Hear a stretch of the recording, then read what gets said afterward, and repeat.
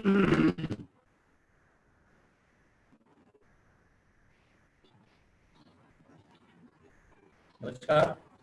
Government Ashtang Ayurveda महाविद्यालय इंदौर की ओर से मैं आप सभी का हार्दिक स्वागत करता हूं, अभिनंदन करता हूं। इस संस्थागत वेबिनार में आप सभी महानुभावों का, सम्मानित प्राचार्य महोदय, महाविद्यालय के समस्त अधिकारी, समस्त कर्मचारी बंधु और सारे प्यारे विद्यार्थियों, साथ ही इंदौर और इंदौर के बाहर के हमारे महाविद्यालय के सभी विद्यार्थियों का मैं हार्दिक स्वागत करता हूं, अभिनंदन करता हूं। जैसा कि आप जानते हैं कि अष्टांग आयुर्वेद महाविद्यालय में पूर्व में ही वार्षिक सेमिनार हमारे पास हम लोग नियमित करते चले आ रहे थे। विगत कुछ दिनों से, विगत कुछ माह से हमने उस सरकार को थोड़ा सा करना पड़ा, लेकिन की प्रेरणा से हम उस वार्षिक सेमिनार को इस वेबिनार के रूप में कन्वर्ट कर रहे हैं। तो आज के इस प्रथम वेबिनार में आपका हार्दिक अभिनंदन है, स्वागत है। मैं महाविद्यालय परिवार की ओर से, समस्त अधिकारी कर्मचारियों की ओर से आप सभी का स्वागत करता हूं। जैसा कि आप जानते हैं कि इस कोविड-19 के काल में हम लोगों ने बहुत सारे वेबिनार अटेंड किए हैं, बहुत सारे एक्टिविटीज़ हमारी चल रही हैं और आयुर्वेद चिकित्सा और आयुर्वेद को लेकर के एक बड़ी जागरूकता पूरे देश में, पूरे प्रदेश में हम लोग महसूस कर रहे हैं। इसी परंपरा को आगे बढ़ाते हुए हमारे महाविद्यालय परिवार को भी उसी क्रम में सजग करते हुए, जागरूक करने के उद्देश्य से ये आज का वेबिनार हमने यहाँ आयोजित किया है और आशा है कि निश्चित रूप से इस वेबिनार से हम सब लाभान्वित होंगे। आज के इस वेबिनार में हमारे 3 वक्ता रहेंगे। सबसे पहले प्रधानाचार्य महोदय डॉक्टर सतीश चंद्र शर्मा जी हमारा मार्गदर्शन करेंगे। उसके पश्चात हमारे महाविद्यालय में आयुर्वेद विशेषज्ञ डॉक्टर प्राची दलवी कोविड-19 के अतिरिक्त एक विशेष वक्ता के रूप में हमारे बीच में आज मौजूद हैं और वे वात व्याधि के ऊपर अपना एक विशिष्ट व्याख्यान प्रस्तुत करेंगे। साथ ही कोविड-19 के इस कार्यकाल में जिस तरह से व्याधि क्षमत्व के लिए एक जागरूकता है, व्याधि क्षमत्व के लिए आयुर्वेद का एक योगदान है, व्याधि क्षमत्व के लिए एक लोगों के अंदर अपेक्षा भी है आयुर्वेद से, उस सबको दृष्टिगत रखते हुए हमारे साथी डॉक्टर नीरज कानूनगो, लेक्चरर काय चिकित्सा विभाग, वे भी अपना वक्तव्य प्रस्तुत करेंगे।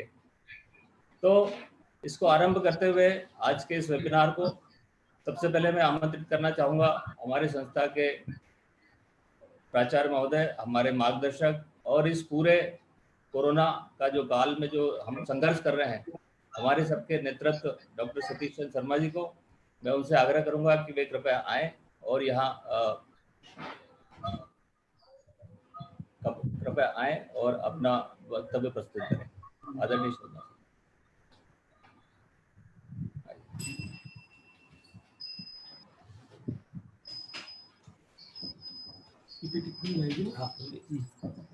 सेकंड पेज है, फर्स्ट पेज कैसा है और फर्स्ट और इसके बाद इससे दोबारा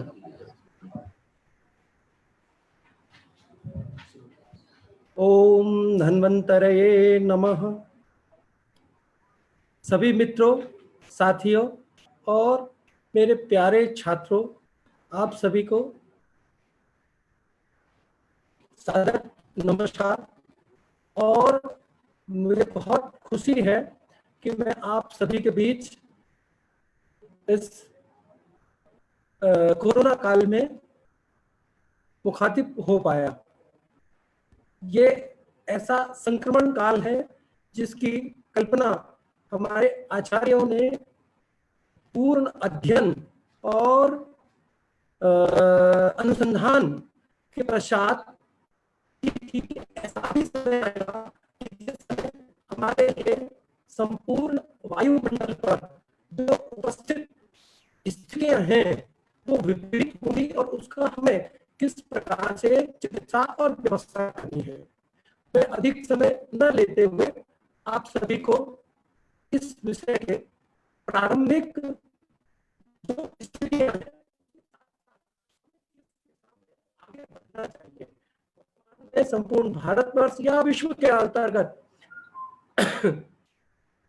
इस विशेष अवस्था के अंतर्गत, चिकित्सा के अंतर्गत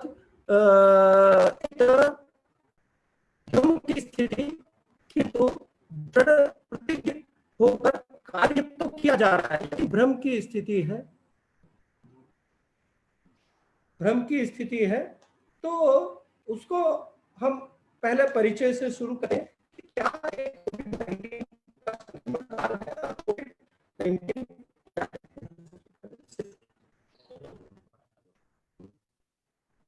जैसा हम जानते हैं कोविड-19 यानी CO वायरस संबंधित है, और डिजीज 19 यानी इस 2019 से तक ये क्या हुआ, शायद आप सभी आयुर्वेद जानने वाले, अध्ययन आरंभ करने वाले, सभी जानते हैं कि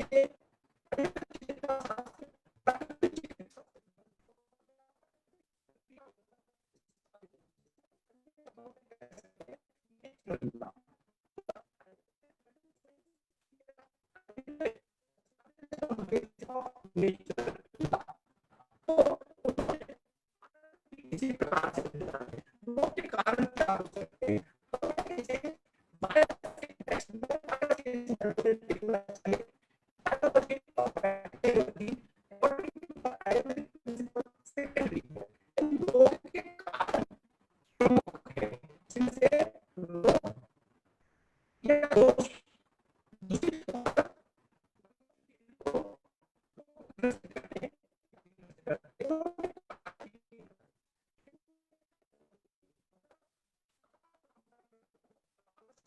योगा अयोगा मिथ्या योग अर्थ, यानी हमें पंच ज्ञानेन्द्रिया, कर्मेंद्रिया, इन सब का हीन योग, अति योग या मिथ्या योग मनुष्य अगर इस प्रकार से करता है, प्रज्ञापराध करता है, तो रोग का कारण बनता है। इन सब के अलावा ज्ञानेन्द्रिया और कर्मेंद्रियों के अलावा काल का संयोग, काल हमारे वशीभूत नहीं है। काल सामान्य स्थिति में रहे, प्राकृतिक रूप से रहे, ऐसी अवस्था के लिए नहीं है। आवाज नहीं आ पा रही।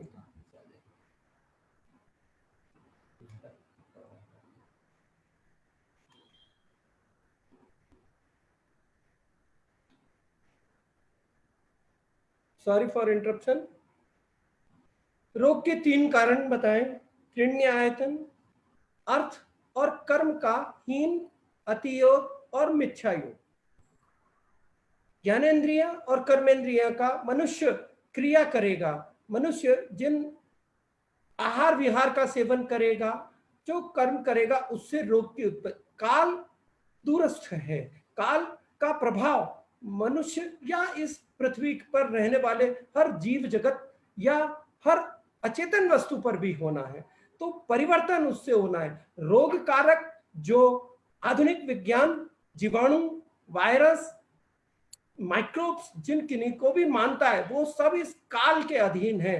काल जैसा आप जानते हैं पूरी बैक्टीरियोलॉजी और वायरोलॉजी के अंतर्गत भी इन बैक्टीरिया और वायरस के उपस्थित रहने पर काल का योगदान है, क्योंकि इस पृथ्वी के ऊपर 3 प्रकार के प्रमुख काल, जिनसे 6 ऋतुएं होती हैं और 6 ऋतुओं का परिवर्तन होता है। जो काल टेम्परेचर के बेस पर है, उष्ण, शीत और वर्षा, ये 3 कालों का परिवर्तन होता है। और उस पृथ्वी के ऊपर सूर्य और चंद्रमा के संपर्क से ही जीवन है और चेतन या अचेतन जगत की क्रियाएं हैं। इसलिए निश्चित है कि जो कोई भी वायरस अस्तित्व में आया, वह काल के अतिक्रमण या मिथ्यायोग के कारण हुआ है। काल जैसा कि आज आप और हम सब देख रहे हैं कि मिथ्यायोग के अंतर्गत है। काल ही रोगों का कारण बनता है। इसलिए ये जो वायरस है, वो वायरस की उत्पत्ति का कारण भी, जब आप वायु के कर्म और वायु रोगों का कारण है प्रमुख, उसको देखते हैं तो पाते हैं कि वायु भी उत्पन्न होना, वायरस का भी उत्पन्न होना, अस्तित्व में होना, वायु के विकृति का कारण है।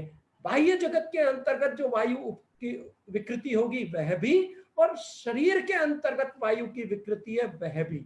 यह सब कारण सम्यक संयुक्त रूप से उपस्थित होंगे तब वायरस शरीर के अंतर्गत हानिकारक होगा। जैसा कि शास्त्र में बताया ही है कि यह वायु है वही संपूर्ण को उत्पन्न करता है, यानी वायरस को भी उत्पन्न करता है। जैसा इस सूत्र के अंतर्गत आप देख पा रहे हैं कि शरीर के अंतर्गत यह वायु ही कुपित होकर संपूर्ण रोग को उत्पन्न करता है, या यह वायु ही सामान्य अवस्था में रहकर मनुष्य को स्वस्थ रखता है, या बाह्य जगत के अंतर्गत भी।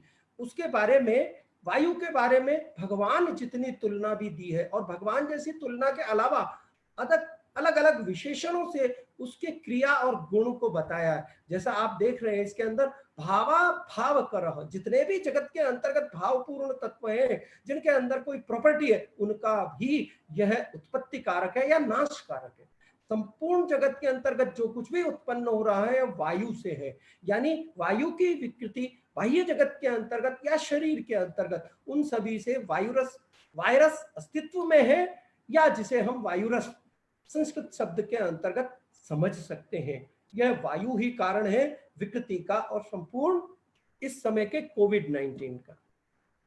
अब हम दूसरे बिंदु, इम्यूनिटी, यानी हर किसी को रोग उत्पन्न नहीं होता, हर कोई आहार संपूर्ण समस्त व्यक्तियों के लिए हितकारक भी नहीं होता, और हितकारक आहार भी किसी के लिए अहितकारक हो सकता है। इन सबके अंतर्गत कारण बताए हैं, और रोग किसी को संक्रमित कर सकता है, मनुष्य कोई रोगग्रस्त हो सकता है या नहीं, इस बारे में विस्तृत सिद्धांत आयुर्वेदीय संहिता ग्रंथों में बताए। उसके अंतर्गत सर्वप्रथम बल है, मनुष्य के अंतर्गत बल है, जो रोग बल, या कहना चाहिए रोग प्रतिकारक शक्ति के बल के रूप में भी इसे समझा जा सकता है। और उसको उसने मॉडर्न इम्यूनिटी का जो कंसेप्ट है उसके साथ डायरेक्ट कोरिलेट करते हुए 3 प्रकार के बल को विभाजित किया है। सहज, मनुष्य के जन्म के साथ ही जिसके शरीर में बल है उसे सहज बल समझा जाए, या शरीरम शत्वयो प्राकृतम, मनुष्य के जन्म के साथ ही है उसके अंतर्गत। और जन्म के अंतर्गत जो कोई भी कारक तत्व है, उन सभी कारक तत्वों से इम्यूनिटी एक निर्मित होती है। रोग कालकृत, शीत, उष्ण और वर्षा का जो काल है, यानी 6 ऋतुएं हैं, उनके अनुसार भी इम्यूनिटी बिल्डअप होती है, या रोग के प्रति एक रोग प्रतिकारक शक्ति उत्पन्न होती है।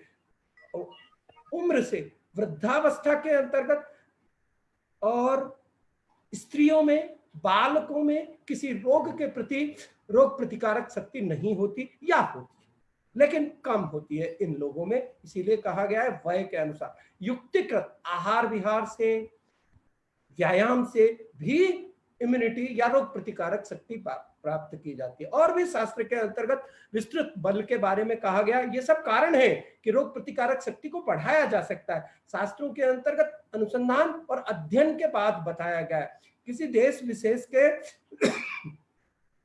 या प्रदेश विशेष के लोगों में बलवान होते हैं, वो रोग प्रतिकारक शक्ति उनके विशेष होती है, जो कि हम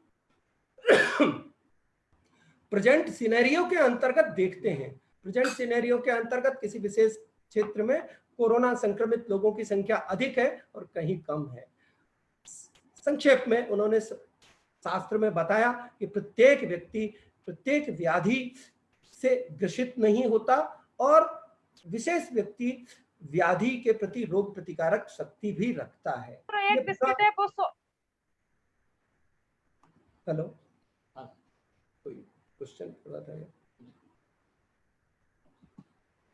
नेक्स्ट, अब यही कोरिलेशन है कि हम इसको एपिडेमिक और पेंडेमिक की ट्रीटमेंट के अनुसार ही देखना चाहिए। कोविड-19 की जो चिकित्सा भारत में या विश्व में चल रही है, लगभग उसी प्रकार की चल रही है। लेकिन जहां तक मैं अपने आप में समझता हूं, व्यक्तिगत रूप से मेरा विचार है कि हमें इससे जनपदोध्वंस की चिकित्सा के साथ देखना चाहिए और जनपदोध्वंस की चिकित्सा करना चाहिए। हजारों वर्ष पूर्व, लगभग 5000 वर्ष पूर्व शास्त्रकारों ने अध्ययन करके बताया कि इस प्रकार के रोग अवस्था या मनुष्य इस प्रकार से रोगग्रस्त भी हो सकता है। उस समय हमें क्या करना चाहिए, कैसा होता है? उन्होंने देखा कि ये ऐसा समय है, ऋषियों ने देखा, ये हजारों वर्ष पूर्व के हम देख रहे हैं। यानी किसका अध्ययन किया? काल का। जैसा कि मैंने प्रीवियसली एक्सप्लेन किया कि काल प्रमुख कारण है इन वायरस और बैक्टीरिया के एग्जिस्टेंस में होने का। तो उन्होंने देखा कि इसके अंतर्गत पूरे जगत के अंतर्गत सूर्य, अनिल के दिशा विपरीत चल रहे हैं, वो प्राकृतिक नहीं है, और वो ऋतु प्राकृतिक न होने से विपरीत प्रभाव उत्पन्न कर रहे हैं, और विपरीत प्रभाव उत्पन्न करने से औषधियां भी यथावत गुणयुक्त नहीं होगी, और गुणयुक्त नहीं होगी इसलिए आपको इनको संरक्षित करना है। लेकिन अगर इनके कारण अगर विकार उत्पन्न हुआ तब कैसी चिकित्सा करनी है उसके बारे में आगे बताया। उन्होंने कहा है कि भाई आप औषधियों को संरक्षित रखें जिससे आप रोगग्रस्त होंगे, कोई व्यक्ति कैसे, जनपद उध्वंस के द्वारा, तब कैसे चिकित्सा की जाएगी। यही नेक्स्ट उसने बताया कि ऐसे रोग क्या होंगे? जनपद उध्वंस होंगे। एक साथ सभी के देह बल साथ में सत्व अलग अलग है लेकिन फिर भी एक जैसा रोग होगा, उस अवस्था को उन्होंने जनपद उध्वंस कहा। क्यों?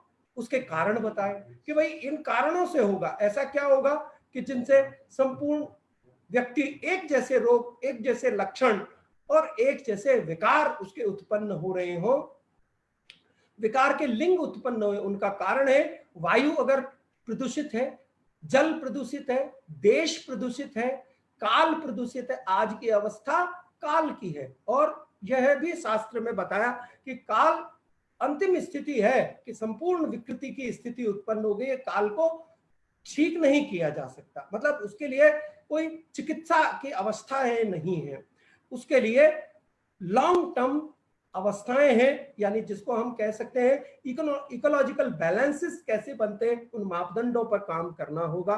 वही चिकित्सा का एक आधार होना चाहिए। नेक्स्ट। लेकिन फिर भी अगर हम कहते हैं कि इसकी चिकित्सा कैसे की जाएगी, तो शास्त्रों ने इसके अंतर्गत व्याख्यान किया है। काल जो ऋतु है उसके अनुसार नहीं है, अलग लक्षण उत्पन्न हुए।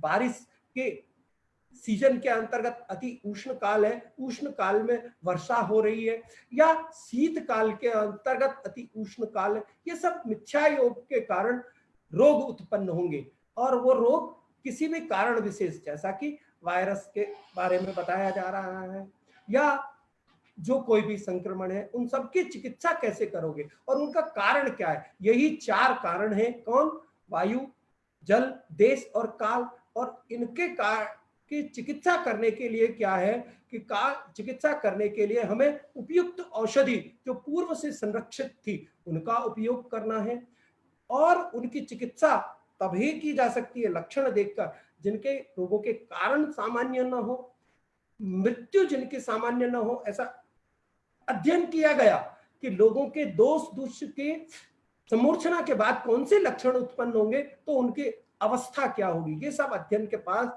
बताया कि चिकित्सा कैसे करनी चाहिए।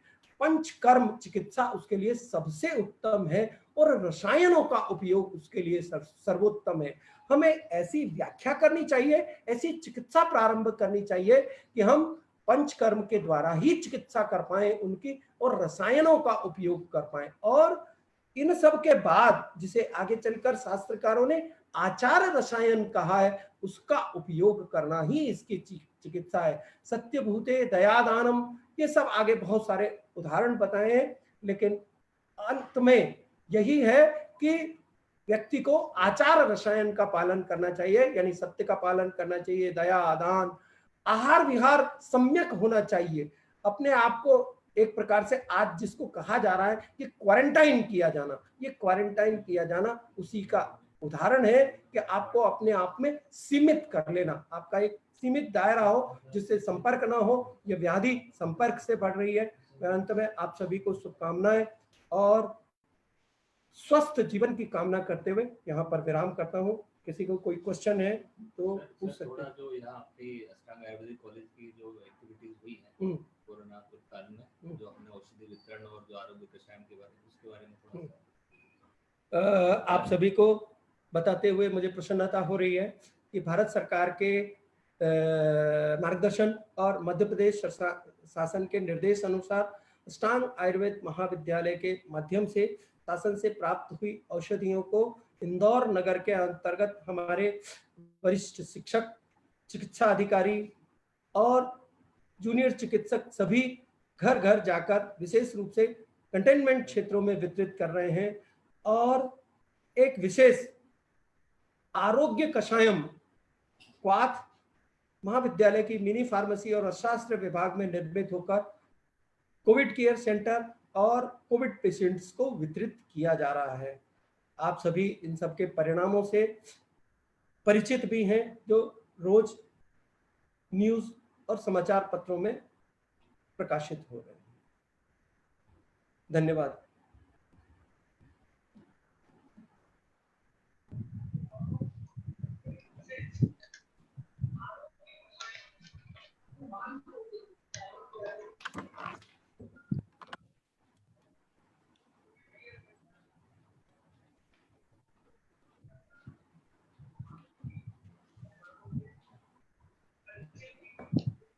Thank you very much sir, बहुत बहुत धन्यवाद।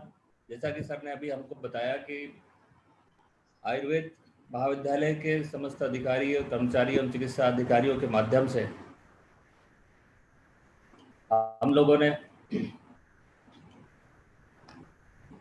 लोगों ने करीब इंदौर शहर के 11 लाख लोगों तक आयुर्वेद की औषधियाँ, जो हमारी रोग प्रतिरोधक क्षमता बढ़ाने वाली जो काढ़ा, जो त्रिकटु काढ़ा का जो वितरण हुआ है, संशमनी बटी, अणु तेल, ये जो हमारा पैकेज था, इसको हमने इंदौर नगर निगम के समस्त वार्डों को शामिल करते हुए लगभग 11 लाख लोगों तक इसको पहुंचाने का कार्य किया है। और इस कार्य में हमारे नेतृत्व के रूप में डॉक्टर सतीश चंद्र शर्मा जी आरंभ से ही 31 मार्च से सर यहाँ पर हैं, इंदौर में हमारे साथ में हैं, और फिर लगातार बिना किसी अवकाश लिए हुए लगातार यहाँ कार्य कर रहे हैं।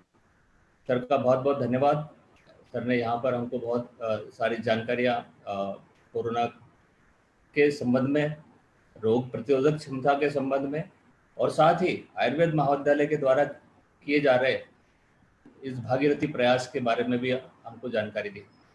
अब आज का जो दूसरा व्याख्यान है उसके लिए मैं डॉक्टर एस.के. नायक सर से आग्रह करूंगा कि वे हमारे द्वितीय वक्ता का आपसे इंट्रोड्यूस करवाएंगे। डॉक्टर नायक सर, प्रोफेसर शालाक्य विभाग, गवर्नमेंट अष्टांग आयुर्वेद कॉलेज, इंदौर।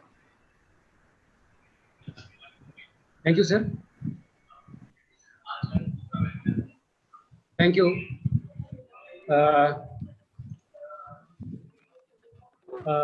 आज के इस वेबिनार सेमिनार में आप सबका स्वागत है। आप अभी हमारे आदरणीय प्रधानाचार्य महोदय को सुना। ये प्रथम स्पीकर के रूप में आपको आयुर्वेद का इम्यूनिटी एवं जनपद ध्वंस के बारे में आपको डिटेल में व्याख्यान दिए। अभी इस श्रृंखला में अभी जो सेकंड स्पीकर है हमारे साथ, वो हैं डॉक्टर प्राची केवटकर मैडम। वो आज आयुर्वेदिक क्लिनिकल अप्रोच टू वात व्याधि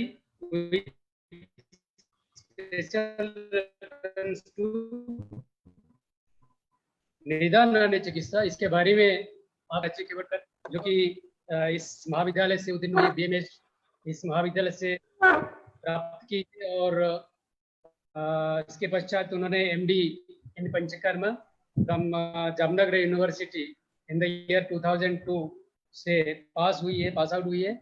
और presently she is working as Ayurveda specialist in government Ashtang Ayurveda college and hospital, Indore. She has served as professor in PG Panchakarma at Sukhdeep Ayurved Medical College, Indore, and she is a famous private Ayurvedic Panchakarma practitioner in Indore since 2004. She has total clinical teaching experience of 20 years in the field of Ayurveda, और madam का teaching experience भी लगभग 12-13 साल की है। वो पंचकर्म में एक बहुत अच्छे विशेषज्ञ रूप में काम कर रही है, और presently she is involved as Ayurvedic Corona warrior as distributing medicines in different part of Indore. और हमारे सारे जितने भी शिक्षक है, चिकित्सा अधिकारी एवं हमारे छात्र छात्रा, इंटर्नीज, हाउस फिजिशियन सभी आदरणीय प्रधानाचार्य जी के मार्गदर्शन में अभी इंदौर के सारे पूरा इंदौर शहर में हम दवाई वितरण कर रहे हैं। और मैडम आज भी सुबह मेडिसिन वितरण करके आई है और अपना बहुमूल्य समय निकाल कर आज हमारा बीच उपस्थित हुई हैं। वो आपको इसके बारे में कुछ चर्चा करेंगी। तो मैडम का जो आज का टॉपिक है आयुर्वेदिक क्लिनिकल अप्रोच तो वात व्याधि विद स्पेशल रेफरेंस टू निदान एंड चिकित्सा। जैसे कि आप लोग को सबको पता है कि वात जो है, वात के बारे में आयुर्वेद में बहुत प्रमुखता से विचार किया गया है। वात दोष है, सभी दोष में श्रेष्ठ रूप में माना गया है। और वात के बारे में बताया गया है कि वायुर्बलम वायुर्धाता शरीरम वायुर्विश्वमिदं सर्वं प्रभु वायुश्च कीर्तितः। इसका मतलब ये है कि वायु इज लाइफ, वायु इज स्ट्रेंथ, वायु is main stage of living organism. The same वायु is verily in the universe and hence the Lord Vayu is praised. वायु को भगवान का रूप दिया गया है, वायु को विधाता का रूप दिया गया है, वर्णन किया गया है। इसलिए वात दोष का जो हम बहुत इंपॉर्टेंस है हमारे आयुर्वेद में, वह normal vata non vitiated vata is at its abode with unobstructed और free movement is responsible for long lifespan and 100 years of divide of disease. जब वायु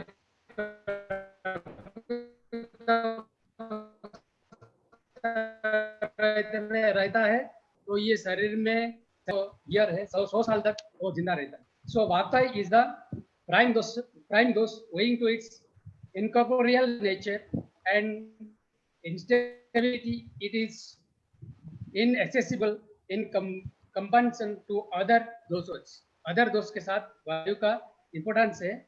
इसीलिए वात व्याधि को हम बहुत केयरफुली हम ट्रीटमेंट करते हैं और वात व्याधि का बहुत एक प्रमुखता से वर्णन किया गया आयुर्वेद में। तो मैं अभी आपके जो second speaker doctor Prachi Kevatkar madam से निवेदन करूंगा कि मैडम वात व्याधि के बारे में आज हमारे जो छात्र छात्राओं और बाकी हमारे जितने भी सामान्य शिक्षक, सामान्य चिकित्सा अधिकारी, हाउस फिजिशियन, इंटर्नीज, जो हमारा अष्टांग आयुर्वेद के जितने परिवार के लोग हैं वो अपने ज्ञान से सबको प्रभावित करें।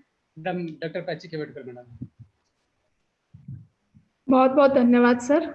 मेरी आवाज क्लियर है?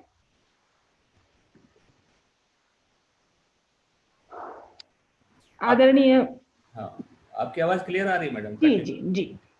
आदरणीय प्राचार्य सर, मेरे सभी सीनियर्स और सहकर्मी और प्यारे स्टूडेंट्स, मैं कोविड कोरोना के सीज़न में वात व्याधि का टॉपिक आपके सामने एक लेकर आई हूँ, क्योंकि हमारे क्लिनिक्स में और हमें इसकी निदान और चिकित्सा समझने के लिए रेगुलर ज़रूरत पड़ती है। तो आज एक समय हमारे पास है तो हम इसको डिस्कस करते हैं। दोषों में वात का अपना डिफरेंट नेचर है। वात हमेशा अलग है, वात का बिहेवियर अलग है, वात का व्यवहार अलग है। वायु आशुकारी है, अति बलवान है, दारुण भी है। और सबसे अलग बात इसमें अन्य दोषों से कि इसमें गतिशीलता है। हम पढ़ते हैं पित्तम पंगु, कफम पंगु। ये अन्य दोषों के प्रकोप के लिए भी कारण हो सकता है, जैसे ये आशयापकर्ष की संप्राप्ति करता है कि उठा के पित्त को अपनी जगह से दूसरी जगह ले गए। वात के रोग भी इसके ऐसे ऐसे नेचर्स की वजह से वात के रोगों की संख्या भी बहुत अधिक है और वात की चिकित्सा में चिकित्सा वैशिष्ट्य है। और मोर ओवर पड़ता है किसी भी एक्टिविटी से, किसी भी आहार से, किसी भी विहार से, किसी भी कारण से। तो इसकी वजह से वात की जो व्याधियाँ और ये है, इसलिए एक चिकित्सक के लिए जरूरी हो जाता है कि हम इसके इन अलग अलग नेचर्स के बारे में स्टडी करें, जानें। अब एक और ये कि वात व्याधि करके अलग से अध्याय मिलता है संहिताओं में, है ना। पित्त व्याधि या कफ व्याधि करके नहीं मिलता, तो ये भी एक है। ऐसा क्यों होगा? और दूसरा, वात व्याधि की हमें समझने की क्या आवश्यकता? तो मोस्टली हमारे आयुर्वेदिक क्लिनिक्स में, हॉस्पिटल्स में वात व्याधि बहुतायत से पेशेंट्स पाए जाते हैं, इसलिए हमारे लिए ज़रूरी हो जाता है कि हम इसकी डिटेल्स को जानें। वात का नेचर काफ़ी अनस्टेबल होता है, तो ये फिजिशियन को कई बार कंफ्यूज कर देता है।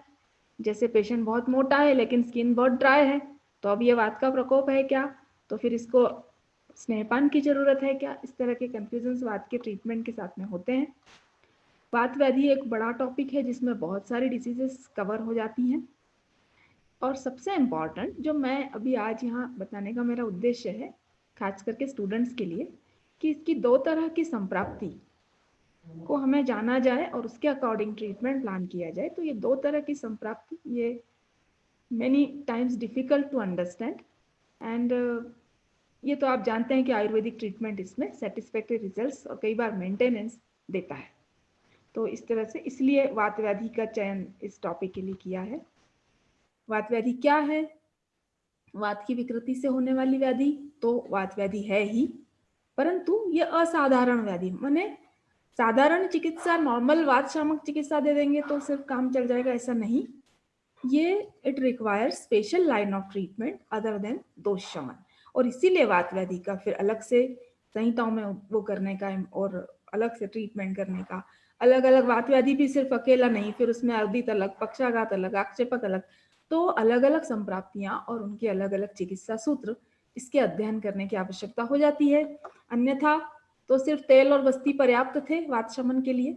तो इसलिए थोड़ा सा वात का नेचर अलग है, हम इसी प्रेजेंटेशन में इसको जानने की कोशिश करेंगे। वात व्याधि के जितने निदान आए हैं उनको मैंने इस तरह की कैटेगरी में समझा है। आहारज निदान है, हम पढ़ते हैं रूप शगुन, ये विहारज निदान है, इसमें भी कई बार कोई एक्टिविटीज ऐसी है जिससे रुक्षता बढ़ती है, कई बार शीतता बढ़ती है, कई बार चलता बढ़ती है, वायु के अलग अलग गुणों को बढ़ाने वाले निदान होते हैं। वात का मनोदोषों से भी सीधा संबंध, तो मानस, चिंता, शोक, इनसे भी वात का बढ़ता है, ये भी वात व्याधि के निदान बनते हैं। चिकित्सा में भी अगर हम अतियोग किसी, खास करके पंचकर्मों में, तो फिर वात बढ़ता है, बहुत ज्यादा रूक्षण हो जाए वात बढ़ता है। और बहुत सारे निदान वात व्याधि में ऐसे भी आए हैं जिनसे स्रोतोरोध होता है, जैसे वात व्याधि के निदान में आम की उत्पत्ति, यह भी आता है। ये कहाँ से आया, इससे कैसे वात बढ़ा, तो ये निदान स्रोतोरोध करते हैं और अवरोधात्मक संप्राप्ति करते हैं, और उसके कारण वात का प्रकोप होता है। और कई बार तीक्ष्ण, अत्यंत तीक्ष्ण औषधियां या अत्यंत तीक्ष्ण कोई निदान भी वात प्रकोपकारी होता है। तो ये एक जस्ट अपन अगर समझना चाहें तो इतने निदान की कैटेगरी हो सकती है। वात व्याधि की क्लासिफिकेशन भी कई सारे हो सकते हैं, जैसे सबसे पहला दोषानुसार क्लासिफिकेशन, निरुपस्तंभित और उपस्तंभित वात। वात व्याधि का चिकित्सा सूत्र आता है केवलम निरुपस्तंभम आदौ स्नेहम उपाचरेत। तो निरुपस्तंभित और उपस्तंभित माने शुद्ध वात यानी केवल वात, और उपस्तंभित यानी अन्य दोषों के साथ या मार्गावरोध के कारण उत्पन्न हुआ वात। तो ऐसे 2 प्रकार के वात की चिकित्सा उस दृष्टि से बताई गई है। जो हम चिकित्सा सूत्र समझते हैं वो निरुपस्तंभित वात का है, और आगे उपस्तंभित वात का भी ट्रीटमेंट किया जाता है, करना चाहिए, मैंने 2 तरह से समझना चाहिए।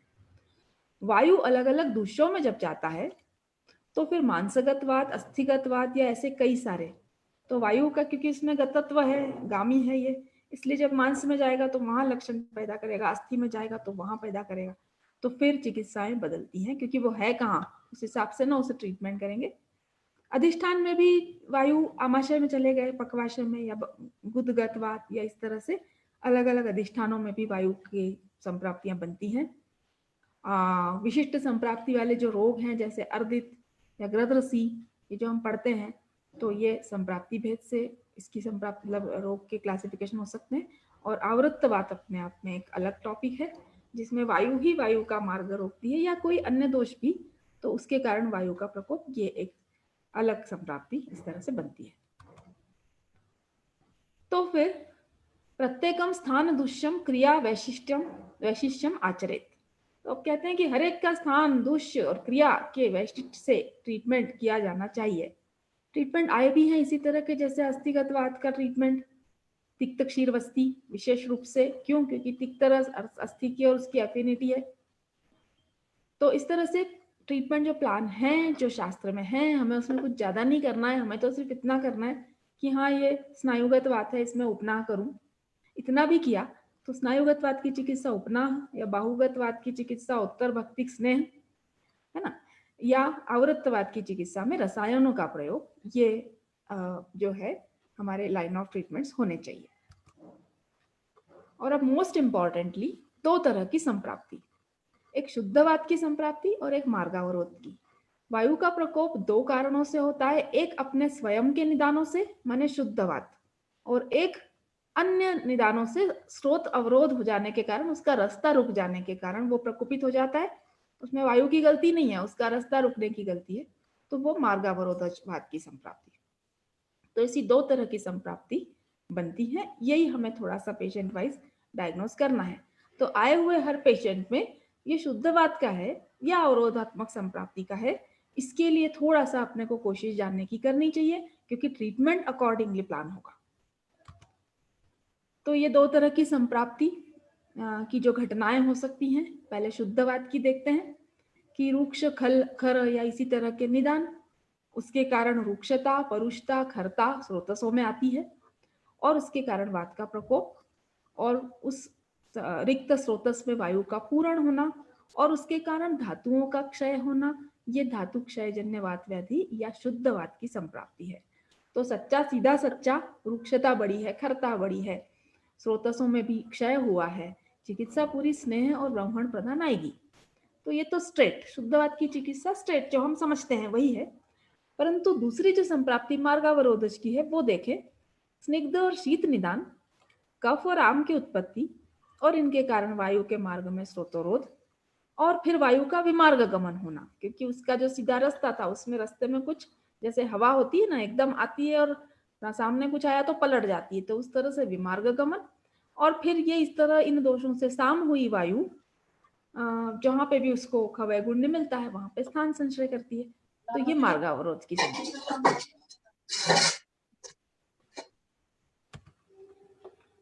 इसी में वात व्याधि में अवस्था भी होती है, क्योंकि हर डिसीज की शुरुआती कुछ अवस्था साम होती है। तो साम जब वायु होता है तो उसके थोड़े बहुत लक्षण जो शास्त्र में हैं कि उस पेशेंट को फुर्ती नहीं लगेगी, तंद्रा, गौरव, स्तैमित्य, शैत्य, शोफ, विबंध, इस तरह से, और क्रमशः अंग पीड़न, संचारी वेदना, ये सब साम वायु के लक्षण है। साम वायु का पेन कम दिन का होता है और तेज होता है। जैसे जैसे निराम अवस्था आती जाती है तो क्रॉनिसिटी आती है और पेन का नेचर थोड़ा डल हो जाता है। तो इसलिए निरामावस्था में अल्प वेदना, निर्विबंध और रुक्ष ये गुण बढ़ते हैं। तो अब हम एक एक लें। तो पहले शुद्धवात में क्या क्या क्लिनिकल फाइंडिंग मिलती हैं, हम पेशेंट में कैसे समझेंगे। सबसे पहले पेशेंट का निदान जानने की कोशिश करें, अपतर्पण जन्य है या संतर्पण जन्य है। जैसे एक मजदूर है, दिन भर काम करता है और उसके अंदर होने वाला दर्द पैरों का, और एक व्यक्ति दिन भर सोफे पे बैठा रहता है, ज्यादा एक्टिविटी नहीं है, उसके अंदर होने वाला पैरों का दर्द, क्या दोनों एक जैसे होंगे और क्या दोनों की ट्रीटमेंट भी एक जैसी होगी या क्या होनी चाहिए? तो ऐसा नहीं है। तो अपतर्पण जन्य निदानों में बहुत एक्टिव हैं आजकल। मेरे ऐसे भी पेशेंट आते हैं 5 किलोमीटर दौड़ रहे हैं, 10 किलोमीटर दौड़ रहे हैं, रोज की इतनी वॉक कर रहे हैं। तो यहाँ पर भी इस चीज का कल्पना कर लेनी चाहिए। दूसरा, आहार की भी बात है, आहार कैसा है, क्योंकि आहार में भी बहुत सारे लोग आजकल अजीब अजीब टाइप की डाइटिंग और इस पे रहते हैं, तो वो भी देखा जाना चाहिए। या फिर बहुत अधिक अपतर्पण संतर्पण आहार है क्या, वैसा। तो अगर निदान हमें अपतर्पण जन्य मिलते हैं आहार के संदर्भ में, विहार के संदर्भ में, है ना, तो फिर हमें समझना चाहिए कि शुद्धवात की संप्राप्ति हो सकती है। फिर इसका नेचर जो दर्द का है वो मंद वेदना स्वरूप का होता है, डल एक होता है मोस्टली। ये वात काल में पड़ता है, तो ये पहचानना तो बड़ा आसान रहेगा। जब पेशेंट एक्टिविटी कर रहा है, जो मैकेनिकल पेन है, चलते समय हो रहा है दर्द से, बैठे रहे आराम करें तो कुछ नहीं होता, वो वाला दर्द जो मैकेनिकल पेन है वो वायु का शुद्ध जो है, और वात के जितने काल हैं उन कालों में वो बढ़ता है। पेशेंट में कार्य पाया जा सकता है, रुक्षता के साइन मिलेंगे, जैसे ऑस्टियोआर्थराइटिस में अपने को क्रेपिटेशन मिल सकता है ना, या और भी स्किन पे वगैरह या जॉइंट के ऊपर ये रुक्षता की कुछ लक्षण अपने को मिल सकते हैं। इसमें स्नेहन से उपक्षय होता है, अगर हम पेशेंट से पूछें या अगर हम ट्रीटमेंट करके देखें, और अगर स्नेहन करने से उसको लाभ होता है तो ये शुद्धवात की संप्राप्ति है। इसमें शोष और संकोच अगर थोड़ा पुराना हो गया है तो धीरे धीरे क्षय क्योंकि धातुओं का होगा तो उसके कारण शोष और संकोच की चीजें भी अपने को स्थितियां भी पाई जा सकती हैं। और विबंध इसमें मिलेगा तो वातिक स्वरूप का मिलेगा, मतलब एकदम ड्राई स्टूल, कठिन होना मल का और कड़क निकलना, इस तरह के सिम्टम के साथ में शुद्ध वात की प्रेजेंटेशन आती है।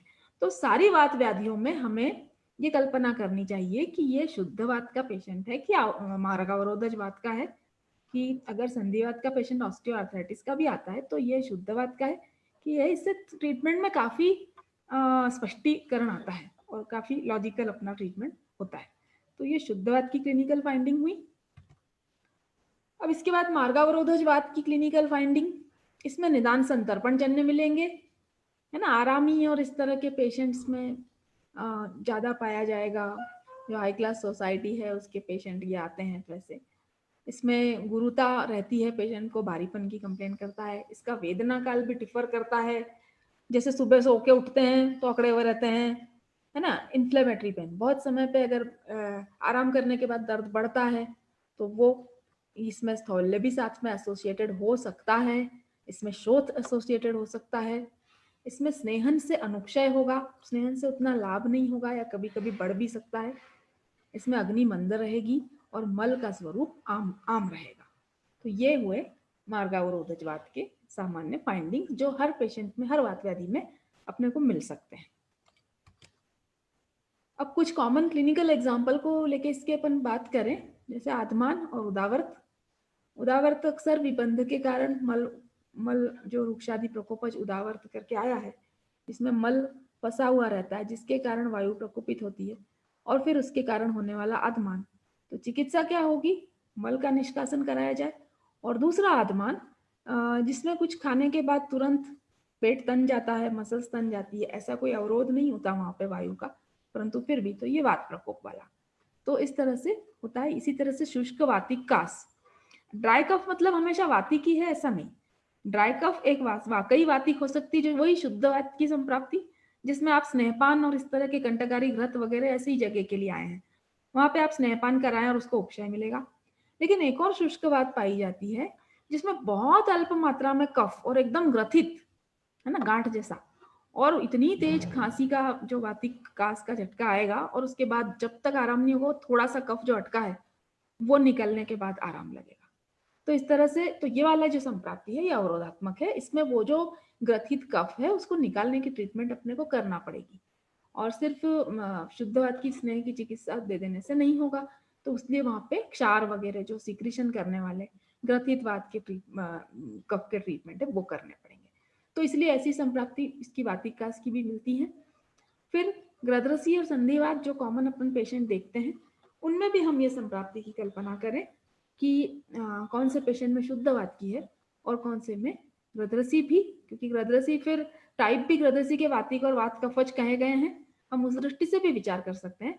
और संधिवात में भी एक एकदम मोटा पेशेंट है जिसको ओवरवेट के कारण घुटने में दर्द है और एक ओवर एक्टिव पेशेंट है उसके घुटने में दर्द है, तो दोनों दर्द एक जैसे नहीं हो सकते एक स्थिति तक, तो इसलिए वहां पे ट्रीटमेंट वेरिएशन आएगा। तो ये हम कुछ एग्जाम्पल लिए और इसी नजर से अब हर व्याधि को आप लोगों को, स्टूडेंट्स को देखना चाहिए। चिकित्सा देखिए, जितनी चिकित्सा हम वायु की जानते हैं वो सब शुद्धवात की है।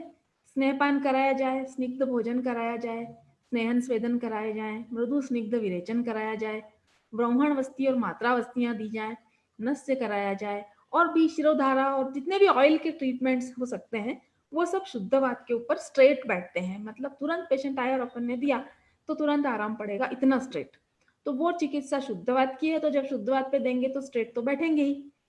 और मार्गावरोधजवात की चिकित्सा देखें कि इसमें स्नेह नहीं देना है, इसमें रूक्ष स्वेद देना है, तो इसलिए हर आए हुए पेशेंट में स्नेहन स्वेदन की बजाय जब अवरोधात्मक लगता है तो वहां पे सीधे आप रूक्ष स्वेद, उपनाह आए हैं, बालुका स्वेद आए हैं, लवण स्वेद आए हैं, इस तरह के जितने ट्रीटमेंट्स है, या क्वाथ की धारा आई है, धान्याम्ल धारा आई है, इस टाइप के ट्रीटमेंट जो रुक्षण करते हैं उससे स्रोतोरोध खुलेगा और तभी आपका स्नेह भी अंदर जा पाएगा बाद में, अदरवाइज स्नेह ने काम नहीं करना।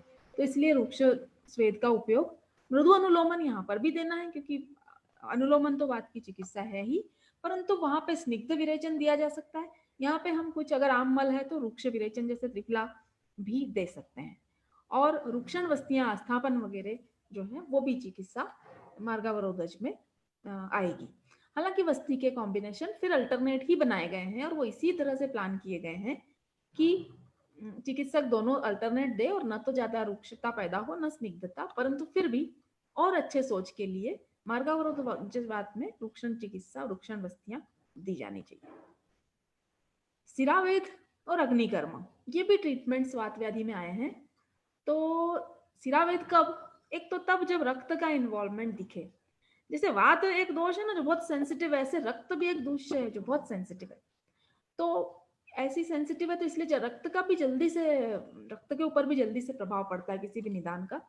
तो तब अगर वात व्याधि के साथ में रक्त का इन्वॉल्वमेंट दिखे, जैसे वात रक्त की संप्राप्ति हो जाती है या किसी अन्य उसमें भी आगंतुक भी इवन, तो जब रक्त का इन्वॉल्वमेंट दिखे तो सिरावेद वहाँ पर ट्रीटमेंट ऑफ चॉइस होता है। एक और अच्छा इंडिकेशन सिरावेद का है कि जब आपका रूटीन ट्रीटमेंट अच्छा काम नहीं कर रहा है ना, जब स्नेहनादि ट्रीटमेंट या हम जो शमन चिकित्सा कर रहे हैं उससे हमारे को एक्सपेक्टेड रिजल्ट नहीं मिल रहा है, उतना अच्छा रिस्पॉन्ड नहीं है, तो फिर आपको वायु का अवरोध दूर करने की दृष्टि से, उसका मार्ग वो करने की दृष्टि से सिरावेद या रक्त मोक्षण के अन्य उपक्रमों की चिकित्सा करनी चाहिए। एक्यूट पेन में अगर पेशेंट है और किसी तरह उसको आप तुरंत आराम देना चाहते हैं तब भी सिरावेद चिकित्सा से आराम पड़ता है। इसीलिए बहुत सारी वात व्याधियों के ट्रीटमेंट में सिरावेद आया है। ऐसी तरह का एक ट्रीटमेंट अग्निकर्म, ये भी आया है वात व्याधियों की चिकित्सा में। तो ये भी इंडिकेटेड है एक्यूट पेन रिडक्शन के लिए और मुख्य रूप से मार्गावरोधज में, क्योंकि वहां पे अन्य दोषों का भी अनुबंध है। तो इस दृष्टि से, और स्तब्धता, जब स्टिफनेस हो, पूरी गति न हो पा रही हो, वैसी स्थितियों में अग्निकर्म अच्छा रिजल्ट देता है। तो ये करने के बाद हम शमन चिकित्सा की ओर बढ़ते हैं। तो वायु में फिर शुद्ध वात की शमन चिकित्सा तेल को हम ओरल भी दे सकते हैं। बहुत सारे तेल हैं जो ओरली दिए जा सकते हैं, जैसे महानारायण तेल ओरली दिया जा सकता है, क्षीरबला तेल ओरली दिया जा सकता है। तो पान से लेकर और अन्य उपक्रमों में जैसे नस्य, वस्ती, इसमें सभी दूर आप तेलों का प्रयोग अच्छे तरह से कर सकते हैं। कर्णपूरण, नेत्र तर्पण, ऐसे बहुत सारे उपक्रम हैं। यहाँ पे ब्राह्मण औषधियां हमारे काम की रहेंगी, जैसे बला, जैसे अश्वगंधा, है ना, या जैसे स्वेदों में अगर बात करें तो षष्टिशाली पिंड स्वेद, ये ब्राह्मण टाइप की चीजें हैं। तो जहाँ पे उसकी धातुओं का क्षय कम हो, ऐसी ट्रीटमेंट्स। रसकल्पों में हम यहाँ पे पोषक टाइप के रसकल्पों का प्रयोग, जैसे स्वर्ण, रजत, वंग, अभ्रक के योग, इसी तरह से एक कंपोजिशन बना हुआ है महायोग राजभुगुल, ये पोषण भी करता है साथ में। तो ऐसी पोषक चिकित्साओं का उपयोग यहाँ पे हम करें। यहाँ पे अनुपान घृत और दुग्ध, कई बार मीठा दूध और इस तरह के अनुपान होते हैं ताकि वो शुद्धवात का शमन कर सके। मधुर, स्निग्ध, गुरु, ऐसे। और इम्पॉर्टेंट, विश्राम, कब पेशेंट को आराम कराना और कब उसको एक्सरसाइज कराना, है ना। तो आराम कब कराना? जब शुद्धवात की अवस्था हो, तो आप आराम कराओगे तो उसको आराम लगेगा। तो इसलिए पथ्य में विश्राम ये चिकित्सा आती है। मार्गावरोधज की चिकित्सा में गुग्गुलू के कल्प आते हैं। अधिकांश गुग्गुलू मार्गावरोधज वात के लिए लिखे गए हैं। फिर उसमें थोड़ी बहुत एडिशनल करके कुछ गुग्गुलू कुछ हद तक, मतलब उतना रुक्षण नहीं करते, इसलिए थोड़ा अवरोहण करते हैं, ऐसा बोले। लेकिन अधिकांश गुग्गुलू कल्प मार्गावरोधज के हैं। आम पाचन के अन्य द्रव्य जैसे कुचला या और एक्यूट स्थितियों में भल्ला तक के कल्प, वत्सनाभ के कल्प भी अच्छा काम करते हैं। रसकल्पों में सिंदूर के योग, जैसे एकांगवीर, पक्षाघात के तो जितने योग हैं सबकी रेंज ही रस सिंदूर वाली है, तो ऐसे योग यहाँ पे काम करते हैं। अनुपान अब की बार अदरक रस, मधु, उष्णोदक या कोई काढ़ा भी लिया जा सकता है। और पथ्य में लघु, द्रव, उष्ण। और अब यहाँ पे व्यायाम चिकित्सा, तो यहाँ पे विश्राम नहीं कराएंगे, विश्राम कराने से बढ़ेगा, तो व्यायाम कराने के लिए यहाँ पर आया है। कुछ यूजफुल तेल मैंने इसमें लिखे हैं, स्टूडेंट्स के काम का हो सके तो। महानारायण तेल ये थोड़ा समशीतोष्ण नेचर का होता है ना, लेकिन महामाश तेल उष्ण होता है। तो फिर आपके पेशेंट में बहुत शीत के कारण हुआ है तो फिर गर्म तेल चुनो। तो महामाश तेल रोहण भी होता है। क्षीरबला तेल भी रोहण होता है, पर क्षीरबला तेल सौम्य स्वरूप का है। तो अगर वात के साथ पित्त के कुछ लक्षण दिखते हैं, दाह वगैरह ऐसे, तो फिर क्षीरबला चुने। प्रसारिणी तेल भी उष्ण होता है। विषगर्भ तेल तो उष्ण है और विषगर्भ का इंटरनल प्रयोग नहीं करते हैं। वात कफ शामक है ये। अगर आपको समझ में नहीं आ रहा है कि ये कौन सी अवस्था है तो कई बार विषगर्भ दिया जा सकता है। धानवंतर तेल भी समशीतोष्ण है। धानवंतर का विशेष रूप से प्रयोग प्रसूता अवस्था के पश्चात करने की इंडिकेशन आते हैं। निर्गुंडी तेल ये वैसे तो व्रण रोगाधिकार का है, परंतु ये भी बहुत अच्छा आम पाचन और उष्ण होता है। और सहचरादि तेल भी वात कफ शामक उष्ण। कार्पास अस्त्यादि तेल भी उष्ण। कार्पास अस्त्यादि तेल का विशेष इंडिकेशन मन्यागतवात के लिए, गर्दन के लिए, जो सर्वाइकल वाली तकलीफ है उनके लिए आता है। तो ये कुछ ऑयल हुए। तो इसी तरह से कुछ घृत भी हैं, जैसे ब्राह्मी घृत है। तो इंद्रियां और शिर इधर पहुंचाना है अगर स्नेह को, तो ब्राह्मी घृत चुने, आंखों के लिए, कानों के लिए, है ना। अगर पोषक और अपने को ब्राह्मण तरीके का घृत चुनना है तो शतावरी घृत चुने, विदार्यादि घृत चुने। और अगर अस्थि मज्जा तक पहुंचाना है तो तिक्त रस वाला पंचतिक्त घृत चुने। तो ये कुछ घृत भी जो इंपॉर्टेंट है वो हो गए। कुछ मृदु विरेचन, क्योंकि मृदु विरेचन तो अपने को दोनों जगह देना है, तो फिर अपने को ये द्रव्यों की जरूरत तो पड़ेगी ही। एरंड तेल बिल्कुल ड्रग ऑफ चॉइस है। और अवरोधात्मक में आप एरंड तेल के साथ शुंठी रात में दे तो अच्छा रिजल्ट आता है। मैं यूज करती हूँ रेगुलरली। फिर इसी में एक गंधर्व हरित की या एरंड भ्रष्ट हरित की भी यूज किया जा सकता है। आरगवत कपिलावटी, त्रिफला, त्रिव्रत, कृष्ण द्राक्षा, इनका यथा योग्य प्रयोग। जब स्निग्धता बढ़ानी है तो स्निग्धता बढ़ाओ, जब रुक्षता बढ़ानी है तो रुक्षता बढ़ाओ। तो इस तरह का प्रयोग हम मृदु विरेचन द्रव्यों का, ये अपनी एक लिस्ट हो सकती है। गुग्गुलों के भी अलग अलग कल्प। पहले तो गुग्गुल अपन समझे, उसके इंडिकेशन समझे, फिर अलग अलग गुग्गुलों के कल्प समझे। जैसे सेनाथ को आप आम की अवस्थाओं में, मतलब और आमवात, मतलब अभी जो अपन मार्गावरोध से भी अधिक जब आम अवस्था रहेगी तो वो आमवात की अवस्था होगी, तो वहां पे सेनाथ का प्रयोग करेंगे। जब बहुत ज्यादा स्टिफनेस होगी और शिफ्टिंग पेन होगा, एक से दूसरे, दूसरे से तीसरे पे जॉइंट पे शिफ्ट हो जाता है दर्द, तब सेनाथ का प्रयोग। त्रयोदशांग गुग्गुल, ये इसके फलश्रुति में भी आता है कि संचारी वेदना, जैसे गृदरसी का दर्द होता है ना ऊपर से नीचे तक, तो वैसी अवस्थाओं में त्रयोदशांग गुग्गुल का प्रयोग। साथ में रक्त धातु का इन्वॉल्वमेंट है, जॉइंट में रेडनेस दिख रही है, गर्म लग रहा है, ऐसा है, तब कैशोर गुग्गुल का प्रयोग। मेद का इन्वॉल्वमेंट हो तो फिर त्रिफला गुग्गुल का प्रयोग। और साधारण वात कफ की सभी अवस्थाओं में योगराज गुग्गुल का प्रयोग करना रहता है। तो थोड़ा सा अपन अपनी प्रैक्टिस को और वो करें, फाइन करें, तो उसमें हम अलग अलग गुग्गुल्स का प्रयोग कर सकते हैं। इसी तरह से क्वाथ और अरिष्ट भी हो सकते हैं। जैसे रासना सप्तक काढ़ा, ये अच्छा आम पाचन है, जबकि बलारिष्ट ये ब्राह्मण और पोषण रहेगा। दशमूल कटुत्रय क्वाथ भी अच्छा आम पाचन का कार्य करेगा, क्योंकि महारासनादि काढ़ा ये ब्राह्मणात्मक रहेगा। लेकिन महारासनादि काढ़ा विद गुग्गुल कर दिया तो फिर वो अवरोधात्मक में भी काम करेगा। शोथ प्रधान व्याधियों में दशमूल का काढ़ा भी किसी अनुपान के रूप में अच्छा काम करता है। तो ये आशावरिष्ट हुए। अगर रसकल्पों की हम बात करें, बहुत सारे सिंदूर कल्प वात व्याधियों में यूज होते हैं। एकांगवीर है, योगेंद्र रस है, इवन बृहत्वात चिंतामणि भी सिंदूर का ही कल्प है। तो रस सिंदूर जो है, ये रस सिंदूर दोनों तरह से कार्य करता है, परंतु अवरोध को दूर करता है मुख्य रूप से। तो इसलिए अवरोध को दूर करने में तो हम लोग रसौषधियां अपने पास हैं, सिंदूर के कल्प अपने पास हैं, तो क्यों ना उन्हें यूज किया जाए। तो ये यूज हम लोग रेगुलरली करते भी हैं, परंतु पर्पस वो ध्यान रहना चाहिए कि अभी मुझे एकांगवीर से ये करवाना है ऐसा, और फिर प्रॉपर अनुपान के साथ दिया जाना चाहिए। स्वर्ण कल्पों में अब बृहत्वात चिंतामणि एक ऐसा योग है, इसमें सिंदूर भी बहुत अच्छी मात्रा में पड़ा है और इसमें पोषण औषधियां भी। तो मतलब ये इसलिए बृहत्वात चिंतामणि का वैसे भी आयुर्वेदिक औषधियों में बड़ा नाम है, क्योंकि वो अवरोध को दूर करके उसके बाद पोषण पहुंचाने, इस तरह के कार्यों में दोनों कर देता है। स्वर्ण भस्म, महायोगराज गुग्गुल, ये शुद्धवात की दवाइयां हो सकेंगी। इवन रजत के कल्पों में रजत का उपयोग मज्जा धातु पे है ना। तो जब मज्जा के लक्षण आते हैं, पेशेंट का काम नहीं करता उतने अच्छे से, हाथ में बल नहीं है, शक्ति नहीं है, इस तरह के, उस समय पे रजत कल्पों में ताप्यादि लौह या सीधे रजत भस्म भी अच्छा काम करती है। मज्जा के विकारों में कुचला भी अच्छा काम करता है। फिर उसके बाद लौह कल्प, बल धातु शैथिल्य दूर करने की दृष्टि से, तो माक्षिक लौह भस्म भी वात व्याधि में यूज करते हैं हम लोग कॉम्बिनेशंस में। और सुधा कल्पों में, क्योंकि पार्थिव से पार्थिव की ओर, अस्थि की ओर इनकी वो है, इसलिए प्रवाल मुक्ता, कुक्कुटांड, गोदंती और इसी तरह के अन्य कल्पों का प्रयोग भी हम करते हैं। तो अब हम कंक्लूजन पे आए कि try your best to find निदान ऑफ वात व्याधि।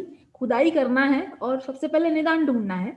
अब वात व्याधि के पेशेंट अपने घर में भी रहते हैं, तो अच्छी हिस्ट्री और अच्छा एग्जामिनेशन प्रॉपर हो, और उसके बाद में फिर विचार की शुद्ध है या गावरोधज है, और उसके बाद accordingly line of treatment plan की जाए और शमन औषधियों को विदाउट जनरलाइजेशन यूज किया जाए प्रॉपर सिलेक्शन के साथ।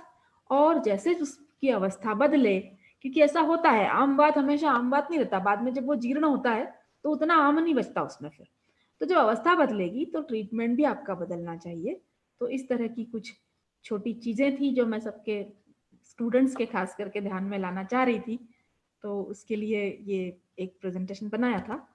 तो ऑर्गेनाइजिंग कमिटी और सारे सुनने वालों को बहुत बहुत धन्यवाद। Thank you.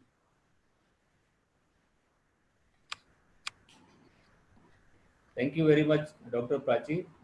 आपने बहुत सुंदर तरीके से वात व्याधि के ऊपर अपना एक विशिष्ट वक्तव्य दिया। आप हमेशा से ही एक अच्छी टीचर रही हैं और आपके सारे प्रेजेंटेशन बहुत सुंदर रहते हैं। आपने खासकर विद्यार्थियों के लिए जिस तरह से अपना प्रेजेंटेशन तैयार किया है, तो निश्चित रूप से सबके लिए बहुत उपयोगी साबित होगा। इसके बाद में आज के हमारे इस वेबिनार के तीसरे वक्ता के रूप में हमारे बीच में आने वाले हैं हमारे काय चिकित्सा विभाग के सहायक प्राध्यापक डॉक्टर नीरज कानूनगो जी। आप यहाँ काय चिकित्सा विभाग में पदस्थ हैं और इंदौर शहर के कई मंचों से आपने आयुर्वेद चिकित्सा के माध्यम से किस तरह से व्याधि क्षमता को बढ़ाया जा सकता है, ऐसे अनेक मंचों पर आपने अपना वक्तव्य दिया है। और आज बड़ी हर्ष की बात है कि आज हमारे बीच पुनः नीरज कानूनगो जी आ रहे हैं। मैं उनके संक्षिप्त परिचय के लिए हमारे रचना शरीर विभाग के विभागाध्यक्ष डॉक्टर प्रदीप चौहान जी से आग्रह करूंगा कि वे डॉक्टर नीरज जी का इंट्रोड्यूस करेंगे। प्रदीप जी। धन्यवाद doctor APS Chauhan sir. Doctor Neeraj कानून जो हमारे महाविद्यालय में असिस्टेंट प्रोफेसर है काय चिकित्सा विभाग में, और अभी जो है वर्तमान में कोविड वॉरियर भी है, और लगभग जो है 11 वर्षों से ये जो है सतत जो है अध्ययन अध्यापन का कार्य करा रहे हैं महाविद्यालय में। और ये जो है काय चिकित्सा विभाग में अभी जो है असिस्टेंट प्रोफेसर के रूप में कार्य कर रहे हैं, और पोस्ट ग्रेजुएशन जो है काय चिकित्सा विभाग में कर रहे हैं। कई अवार्ड इनने प्राप्त किए हैं, आयुर्वेद महर्षि अवार्ड भी इनने प्राप्त किया है, और हिमालय ड्रग कंपनी के द्वारा भी इनने काफ़ी जो है अच्छा कार्य किया है। तो मैं डॉक्टर नीरज कानूनगो जी को आमंत्रित करता हूं कि वो आए और अपना जो इम्यूनिटी पर जो है व्याख्यान जो है दे। डॉक्टर नीरज कानूनगो जी सर, नमस्कार। मेरी आवाज आ रही है? हाँ, आपकी आवाज आ रही है नीरज जी, कंटिन्यू करिए। नमस्कार। सर्वप्रथम हमारे प्रधानाचार्य महोदय का बहुत बहुत धन्यवाद, और ये जो सेमिनार आयोजित करने के लिए Pradeep Chauhan sir, APS sir और नायक सर का बहुत बहुत धन्यवाद जो मुझे यहाँ बोलने का मौका दिया। आज का मेरा विषय जो आज सिनेरियो चल रहा है पेंडेमिक में, जिसको हम कोविड-19 के नाम से जान रहे हैं आजकल, इसके बहुत भयानक परिणाम हमको समाज में देखने को मिल रहे हैं। इसी के ऊपर एक मेरा टॉपिक बनाया गया है जिसे how to build immunity against the COVID. मैं डॉक्टर नीरज कानूनगो सभी को प्रणाम करके और मेरे प्रिय छात्र छात्राओं को, मेरे कलीग्स को, सभी को नमस्कार करता हूं। आज मैं अपना टॉपिक शुरू कर रहा हूं, how to build immunity against the COVID. COVID के अगेंस्ट आपकी इम्यूनिटी कैसे बढ़ाई जाए, ये एक बहुत बड़ा क्वेश्चन उभर के आया है, क्योंकि जैसे जैसे कोविड या कोरोना का जैसे महासंक्रमण फैलता गया, ये बात सामने आई कि इम्यूनिटी एक बहुत बड़ा एक फैक्टर है जिससे हम उससे जितनी अच्छी इम्यूनिटी होगी उतना अच्छा हम उससे फाइट कर सकते हैं। और इम्यूनिटी के मामले में हमारा आयुर्वेद सबसे आगे है। ये आयुर्वेद के माध्यम से हम बहुत अच्छी तरह से इम्यूनिटी बढ़ा सकते हैं, और जो हमारी अर्ली स्टेजेस है वहीं पे हम इस कोविड को रोक के हम इस महामारी से बच सकते हैं। तो आइए शुरू करते हैं। ये इंट्रोडक्शन देखिए, कोविड का कोरोना वायरस डिसीज 2019, ये सबसे पहले वुहान में चाइना में डिटेक्ट हुई थी 2019 में, इसलिए इसका नाम 19 से पड़ा डिसीज। इसको पहले severe acute respiratory syndrome corona virus 2 SARS COVID 2 के नाम से जाना गया। WHO ने स्टार्टिंग में इसका नाम नोवल कोरोना इन्फेक्टेड निमोनिया रखा, जिसे NCIP कहा। फिर बाद में जब इसको और ज्यादा डिटेल स्टडी तो ऑफिशियली उसका नाम बदल के 11 फरवरी 2020 को कोविड-19 कर दिया। एंड कोविड-19 ये शॉर्ट फॉर्म है कोरोना वायरस डिसीज 19 या 2019 दिसंबर में डिटेक्ट हुई थी, दैट्स वाई इसका नाम इसके ऊपर रखा गया। क्लिनिकल प्रेजेंटेशन में देखें तो आप लोग जानते हैं कहीं इसका 2 या कहीं 14। अब इसके साथ ये हो रहा है कि इसका लिटरेचर जो है वो अभी सिर्फ नेट पे अवेलेबल है, इस पे बहुत कुछ रिसर्च होना बाकी है, क्योंकि जैसे जैसे डिसीज प्रोग्रेस करेंगे इसके हमको बहुत नए नए आयाम देखने को मिलेंगे। इन द इंक्यूबेशन पीरियड आप जानते हैं इसका 5 से लेके 14 दिन है, कहीं कहीं 2 से 14 भी दिया गया है। जैसे सब लोग जानते हैं कि क्वारंटाइन टाइम जो दिया गया दैट इज 14 डेज। तो ये जो डिसीज पूरे अपने स्वरूप में आ जाती है तो वो 14 दिन लगते हैं इसको पूरा अपना स्वरूप दिखाने में, इसलिए इसका इंक्यूबेशन पीरियड 14 दिन का रखा गया है। कोविड-19 is a typical present a systemic respiratory manifestation है। Some individual infected with the SARS-CoV-2 asymptomatic can be carrier। अभी आप नए रिसर्च देख रहे हैं कि बहुत से केसेस एसिम्प्टोमेटिक हैं because they have no any symptoms but they are act as a carrier. वो एक कैरियर का काम करते हैं और जो आगे अलग अलग कम्युनिटी में स्प्रेड करने का काम कर सकते हैं। They are asymptomatic patients. Older patients underlying the disease like cardiac disease, diabetic mellitus, asthma and cancer are the more develop in the serious illness. अगर ऐसे ओल्ड एज पेशेंट्स हैं और जनरली जिनके साथ अंडरलाइन कोई डिसीज जुड़ी हुई है, जिस टाइप की मैंने बताई है, अगर डायबिटीज है या हाइपरटेंशन है, तो वो लोग थोड़ा सा इम्यूनो कॉम्प्रोमाइज हो जाते हैं, दे हैव लेस इम्यूनिटी। इसके कारण से जो डेथ रेट आप देख रहे हैं ऑल ओवर द वर्ल्ड, ये सबसे ज्यादा और स्पेशली यूरोप कंट्रीज में ये ज्यादा से ज्यादा ओल्ड एज पीपल इसमें अफेक्ट हुए हैं। इसलिए एक ये बहुत बड़ा फैक्टर सामने आया है। और जो mode of transmission that is a faeco oral transmission भी इसमें आया है, रेस्पिरेटरी ड्रॉपलेट है, direct contact with the touching, hand shaking, that's why the social distancing, direct via the fromitus। जैसे भी हम क्लोज कांटेक्ट में आते हैं, इवन एक रूम में बैठे हैं, क्लासरूम में बैठे हैं, सिनेमा हॉल है, शॉपिंग मॉल है, तो ये ऐसे जो सराउंडेड एरियाज हैं जहाँ के पैक्ड हैं, जहाँ पे वायु या हवा का जो संचलन है वो प्रॉपर नहीं है, वहां पे ये ड्रॉपलेट इन्फेक्शन होने का बहुत बड़ा खतरा है। इसीलिए यहाँ पे हमने इसको मास्किंग एंड सोशल डिस्टेंसिंग से इसको दूर रखने की कोशिश की है। इसके साइन एंड सिम्टम्स आप देखेंगे तो इसके मेन हम क्राइटेरिया जो कैटेगरीज वाइज डिवाइड कर दें तो मेन फीचर्स में इसका 99% फीवर है, ड्राई कफ है, शॉर्ट ब्रीथ जिसको डिस्निया बोला, and other features like respiratory system में लॉस ऑफ स्मेल आ जाता है, stuffy nose, sore throat, mucus, chest pain, ये आप कॉमनली हर पेशेंट में सुनते हैं या आपने देखा पढ़ा है। The face is pink, yellowish, eyes bluish lip, और गैस्ट्रोइंटेस्टाइनल में कभी लॉस ऑफ टेस्ट होता है, नोशिया, वोमिटिंग, डायरिया हो सकता है। नर्वस सिस्टम में headache, sudden confusion, fainting, Guillain Barre syndrome, GB syndrome because ये नर्वस सिस्टम पे भी अफेक्ट कर रहा है, सीजर्स, कहीं ट्रेमर्स आना या कंपवात जैसे लक्षण, मस्कुलोस्केलेटल में बॉडी एक, चिल्स, फीवर विद चिल्स या बॉडी एक दिख सकता है, ऑर्गन फेलियर जिसके कारण से डेथ हो रही है, जिसमें हार्ट मायोकार्डाइटिस है, किडनी फेलियर है, लीवर में कहीं ना कहीं डिसम्पेट करता है। तो ये जो कारण है इसके कारण से ये धीरे धीरे फैटल होता जाता है, ये लक्षण इसमें। और इसमें जो हम मेनली जो सिस्टमेटिक सिम्टम्स में आपको थोड़ा सा इसलिए बता रहा हूँ तो ये रेस्पिरेटरी डिसऑर्डर्स में जनरली ये ज्यादा अफेक्ट करता है। बाकी जो हिमेप्टाइसिस में ब्लड भी आता है, एक्यूट कार्डियक इंजरीज हो जाती है, हाइपोक्सीमिया, दैट मींस कि जो O2 सैचुरेशन है आपकी बॉडी का, वो O2 सैचुरेशन ऑक्सीमीटर से देखा जाता है, वो लेस धीरे धीरे डिक्रीज होता जाता है। Dyspnoea, lymphopenia, diarrhoea and specially the respiratory disorders, the rhinorrhoea, running nose, sneezing, छींक आना, सोर थ्रोट, ये जाए। और ये सबसे पहले निमोनिया जैसे लक्षण देता है, जैसे आपने WHO को मैंने बताया, उन्होंने नाम निमोनिया पे ही दिया था इसको, तो just like the pneumonia like के सिम्टम्स देता है। एंड ग्राउंड ग्लास ओपेसिटी, ये ग्राउंड ग्लास ओपेसिटी एक्चुअली ये इसके सीटी स्कैन और MRI के अंदर, जब आप इसका सीटी स्कैन MRI देखेंगे तो आपने कभी ग्लास देखा, ओपेक ग्लास, स्पेशली जो ग्लास सिरिंज आती थी, तो उस ग्लास सिरिंज के अंदर का जो पिस्टन होता है उसका जो कलर होता है that is a ground glass opacity. ये आपको ओपेसिटी देखने को मिलती है सिटी स्कैन कहीं कहीं एक्सरे में, इसलिए इसको यहाँ पे इसको सम्मिलित किया है। mRNA anaemia, acute respiratory distress syndrome जो हम आगे देखेंगे। इसमें स्टेजेस जनरली देखी जाए तो इसमें 3 स्टेजेस हैं, that is mild, moderate and severe.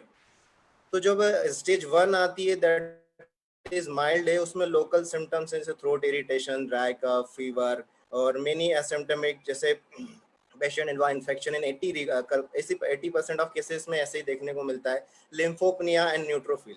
लिम्फोपनिया means lymphocytes down हो जाते हैं, न्यूट्रोफिल्स बढ़ जाते हैं। तो ये न्यूट्रोफिल और ये जनरली हम वायरल कंडीशंस में भी देखते हैं, जितने भी वायरल आप कंडीशंस देखते हैं जो हमारी ओपीडीज में आते हैं उनमें भी ये लिम्फोसाइट और ये आपके न्यूट्रोफिल्स का वैल्यूज आपको अप डाउन मिलता है। That is a mild condition. Stage second में मॉडरेट डिसीडर है, पल्मोनरी फेज है, इसका मैं आपको आगे बताऊंगा। ये जो आता है अभी तक ये गले में है, ये गले में आने के कारण आपको जो छोटे छोटे सिम्टम्स देखेगा जैसे थ्रोट इरिटेशन होना, फीवर होना, खराश लगना, ये माइल्ड स्टेज में आता है। सेकंड स्टेज में जब ये गले से नीचे चला जाता है that is a viral multiplication, infect lungs, epithelial injury जैसे DAD means diffused alveolar damage, ये एल्वुला में आके वहां डैमेज करता है। एक्यूट रेस्पिरेटरी सिंड्रोम डेवलप करता है। हाइपोक्सिया दैट मींस कि लॉस ऑफ ऑक्सीजन, तो लंग्स के अंदर ऑक्सीजन कैपेसिटी को डिक्रीज करने लगता है। ब्लड लिम्फोमिया, ब्लड के अंदर लिम्फोमिया ट्रांसमिट द प्रोसिबल नॉर्मल, ये जो लिम्फोसाइट न्यूट्रोफाइल्स का जो वैल्यू है वो और ज्यादा डिक्रीज होता है एंड नीड हॉस्पिटलाइजेशन। अब सेकंड स्टेज में आपको हॉस्पिटल जैसे क्वारंटाइन रखना है तो हमको जो क्वारंटाइन सेंटर्स बनाए हैं या जो उसको अंडर ऑब्जर्वेशन रखते हैं तो माइल्ड स्टेज वालों को रखते हैं। जैसे वो सेकंड स्टेज में आता है तो फिर उसको हॉस्पिटल में we have to treat the medicinal treatment. Second stage में third stage that is inflammatory response. अब वो लंग्स के अंदर जाने के बाद एल्वुलाइज के अंदर, लंग्स के अंदर वो इन्फ्लामेशन प्रोड्यूस करने लगता है। The extra pulmonary symptoms, the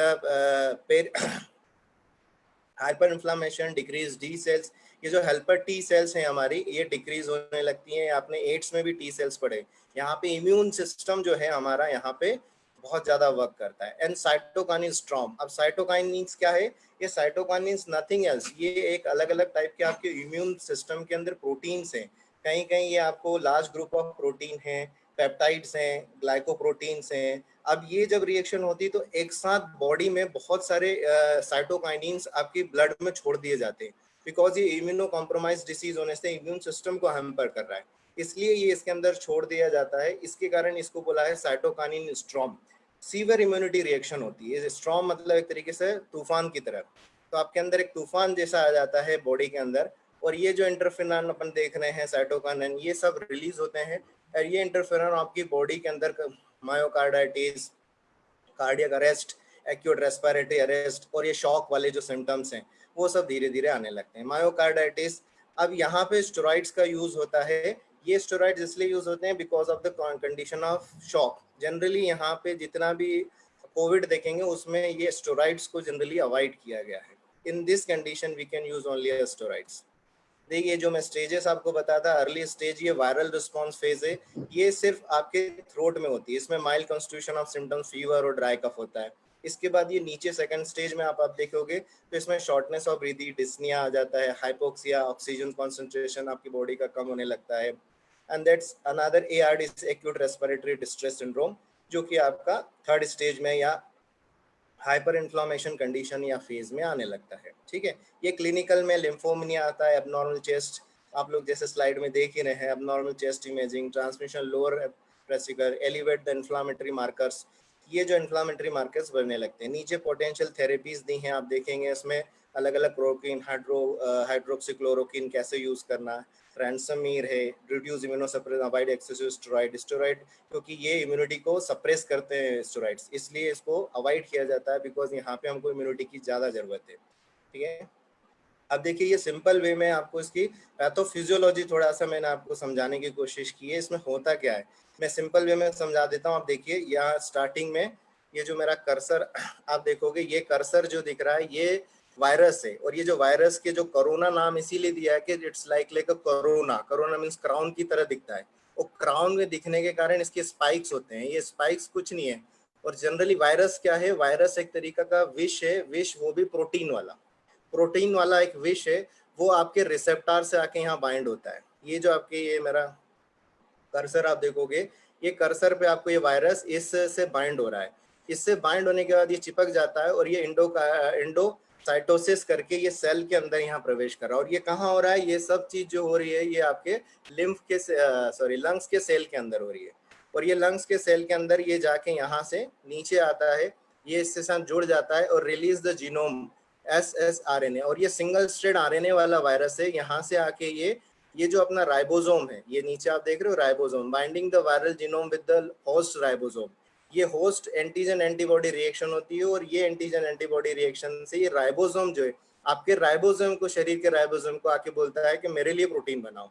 it form the viral components of processing. यहाँ देखिए नीचे ये फिर ये जो राइबोसोम है वो उस वायरस के लिए प्रोटीन बनाने लगता है। और वो जो हमारा अब यहाँ पे जो हमारी इम्यूनोमॉड्यूलेटर या वैक्सीन काम करेगी, आप देखिएगा यहाँ तो इसको बॉन्डिंग को रोक दे। जब हमारे अंदर एंटीबॉडीज बन जाती है तो जो वायरस का बाइंडिंग है वो यहाँ से बंद हो जाता है। तो ये हमारा इम्यूनोमॉड्यूलेटर सिस्टम यहाँ काम करता है कि यहाँ एंटीजन एंटीबॉडी बन जाएगी, तो ये एंटीबॉडीज उसके स्पाइक पे आप चिपक जाती है, तो फिर वो आगे जाके हमारे लिए हैजार्ड नहीं करता है। अब ये जो राइबोसोम है, या तो यहाँ पे दूसरी स्टेज होगी जो ये राइबोसोम को आके बोले कि भैया ये राइबोसोम, इसके लिए अब तुम प्रोटीन मत बनाओ। ये यहाँ से प्रोटीन बनाने के बाद आगे जाके proteases leave and the protein makes final components. फिर वो यहाँ से अलग अलग कंपोनेंट्स बनाता है। फिर वो RNA ये न्यूक्लियस से भी अपना डुप्लीकेट करता है और RNA polymerase give the copy, उसकी न्यूक्लियस हमारे RNA की उसकी कॉपी बनाने लगता है। वो कॉपी बनाने के लिए देखिए यहाँ पे ये न्यूक्लियस हमारा बना रहा है उसका ये वाला RNA, और यहाँ पे बन रहा है उसका प्रोटीन। और ये RNA और ये प्रोटीन बन के यहाँ पे मल्टीप्लीकेशन हो गया और ये नए वायरस और ज्यादा मल्टीप्लाई होके शरीर में बाहर ब्लड में छोड़ दिए उन्होंने। ये सेल के अंदर बने, ये सेल के बाद आने के बाद ये ब्लड में छोड़ दिए गए। इस प्रकार से ये वायरस आपके सेल को अटैक करता है। और एक जो वायरस है वो एक वायरस अंदर जाने के बाद अनेक संख्या में डिवाइड हो जाता है। नेक्स्ट इसमें आप देखेंगे पैथोफिजियोलॉजी और शॉर्ट फॉर्म में, इसके अंदर ये जो वायरस आ रहा है ये लंग्स के अंदर जा रहा है। जैसे मैंने बताया, देखिए ये कर्सर आप यहाँ देखेंगे तो ये फीको ओरल रूट है, यहाँ पे ये टॉयलेट में है, यहाँ पे छींकने से ये या स्नीजिंग करने से ये जा रहा है सीधे आपके रेस्पिरेटरी ट्रैक में, लंग्स में। यहाँ पे ये एल्वोलाइज के अंदर देखिए, एल्वोलाइज के अंदर ये O2 कॉन्सेंट्रेशन चल रहा है इधर, ये इसके कारण से ब्रेन में इफेक्ट जाता है, उसके कारण हाइपोथैलेमस एक्टिव होता है, फीवर आता है, हाइपोक्सिया आता है। फिर इधर आप ये वाला जो अपन देख रखते हैं AC ही, ये वाला जो प्रोसेस है ये सेल के अंदर हो चुका है। ये सेल के अंदर एल्वोलाई में आ गया है, एल्वोलाई के अंदर से ये जा रहा है मल्टी सिस्टम ऑर्गन फेल्यूर जाता है। फिर ये जो SIR देख रहे हैं ये यहाँ से मायोकार्डाइटिस, मायोकार्डिस से blood pressure, blood volume diffuse होता है, प्रोफ्यूजन होता है, मल्टी ऑर्गन के अंदर फेल्यूर डेवलप हो जाता है। तो ये जितना प्रोसेस है ये सिंपल, ये आप देखिए यहाँ न्यूट्रोफिल भी है। ये थोड़ा ध्यान से आप देखेंगे तो पूरा सर्कुलेटरी फेज इसका बताया गया है कि ये आपके शरीर के अंदर जाने के बाद लंग्स के अंदर एल्वोलाई में कितना डैमेज करता है और वहां से ब्लड में निकल के फिर ऑर्गन्स को डैमेज करता है, इसलिए ये इतना फैटल होता है।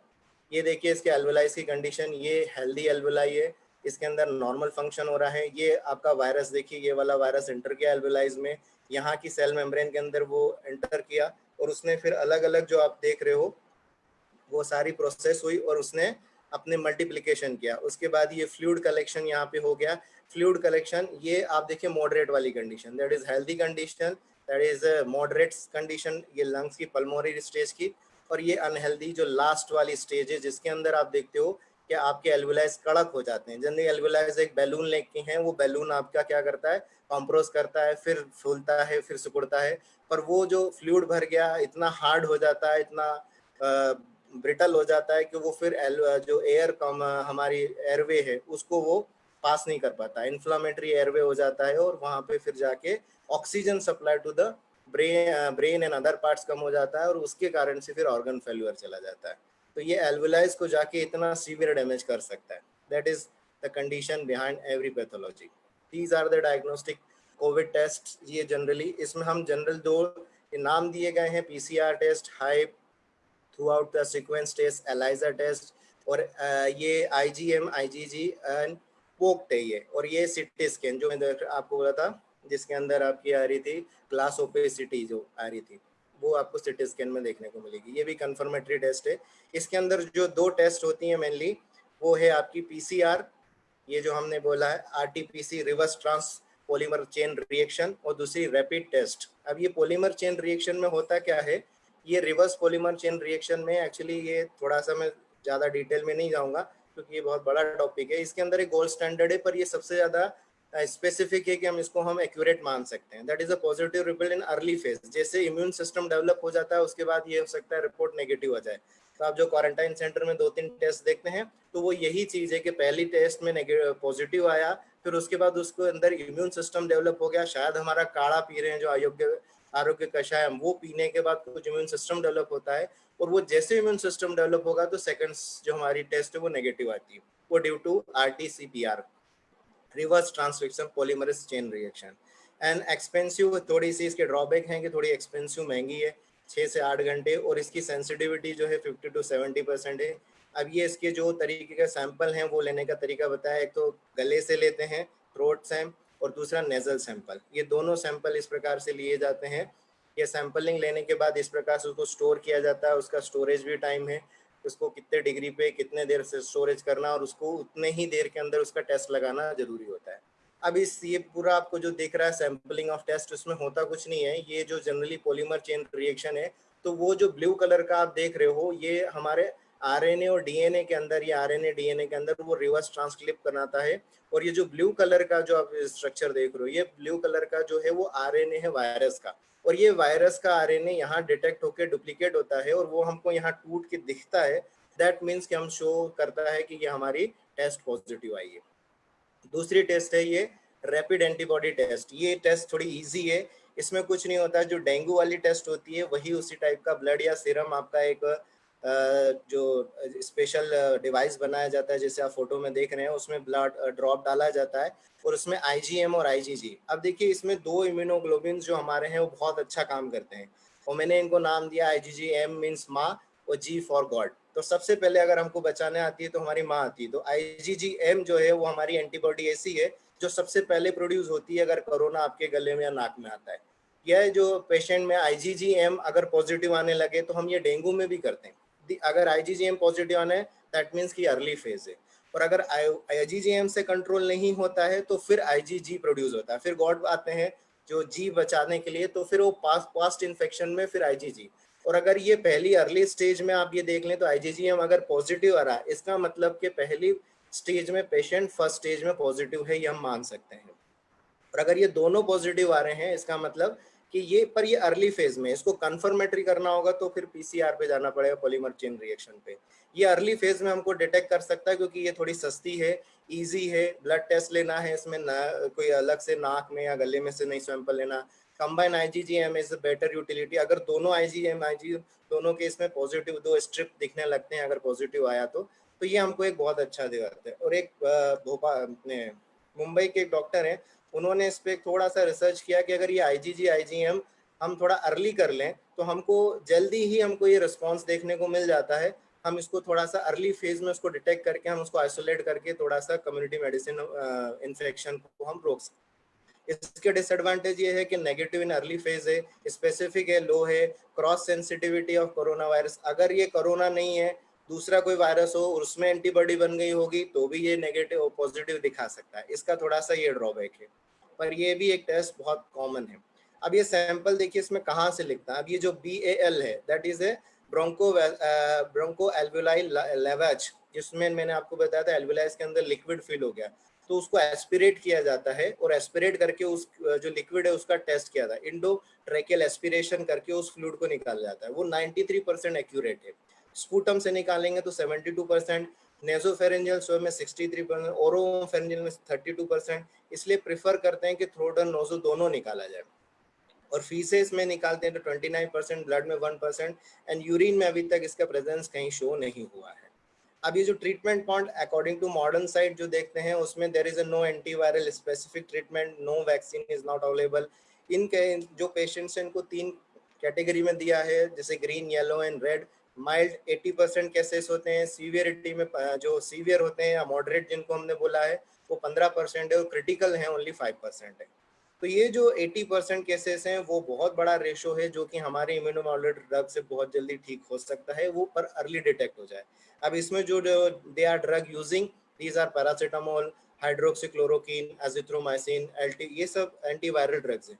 एल्टामीवीर एंड लोपामिवीर, ये सबसे ज्यादा remdesivir, methyl prednisolone in the shock के treatment, interferons and tocilizumab and plasma therapy जो आजकल बड़ी कॉमन है, और एक आईवी रेमेटेसिन जिसको एंटी पैरासाइटिक, ये एक ऑस्ट्रेलिया में यूज होता है एंटी पैरासाइटिक ड्रग, उसका भी काफी अच्छा रिजल्ट यहाँ देखने को मिला है।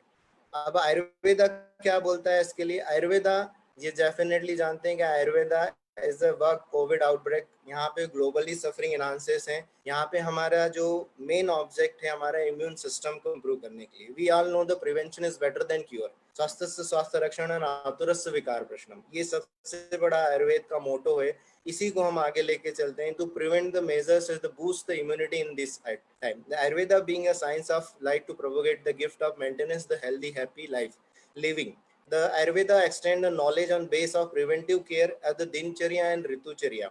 ये दोनों दिनचर्या ऋतुचर्या को हम अगर ठीक कर लेते हैं तो हमारी इम्यून सिस्टम बहुत अच्छा इस पे डिफेंस मैकेनिज्म बनाती है और इससे हम जल्दी से जल्दी रिकवर कर सकते हैं। जनरल मेजर्स जो कि आयुष ने बताया है, पहले मैं वो बता दूं, उनका लॉजिकल क्या है वो भी थोड़ा सा एक्सप्लेन कर दूं। जैसे drink warm water through out the day.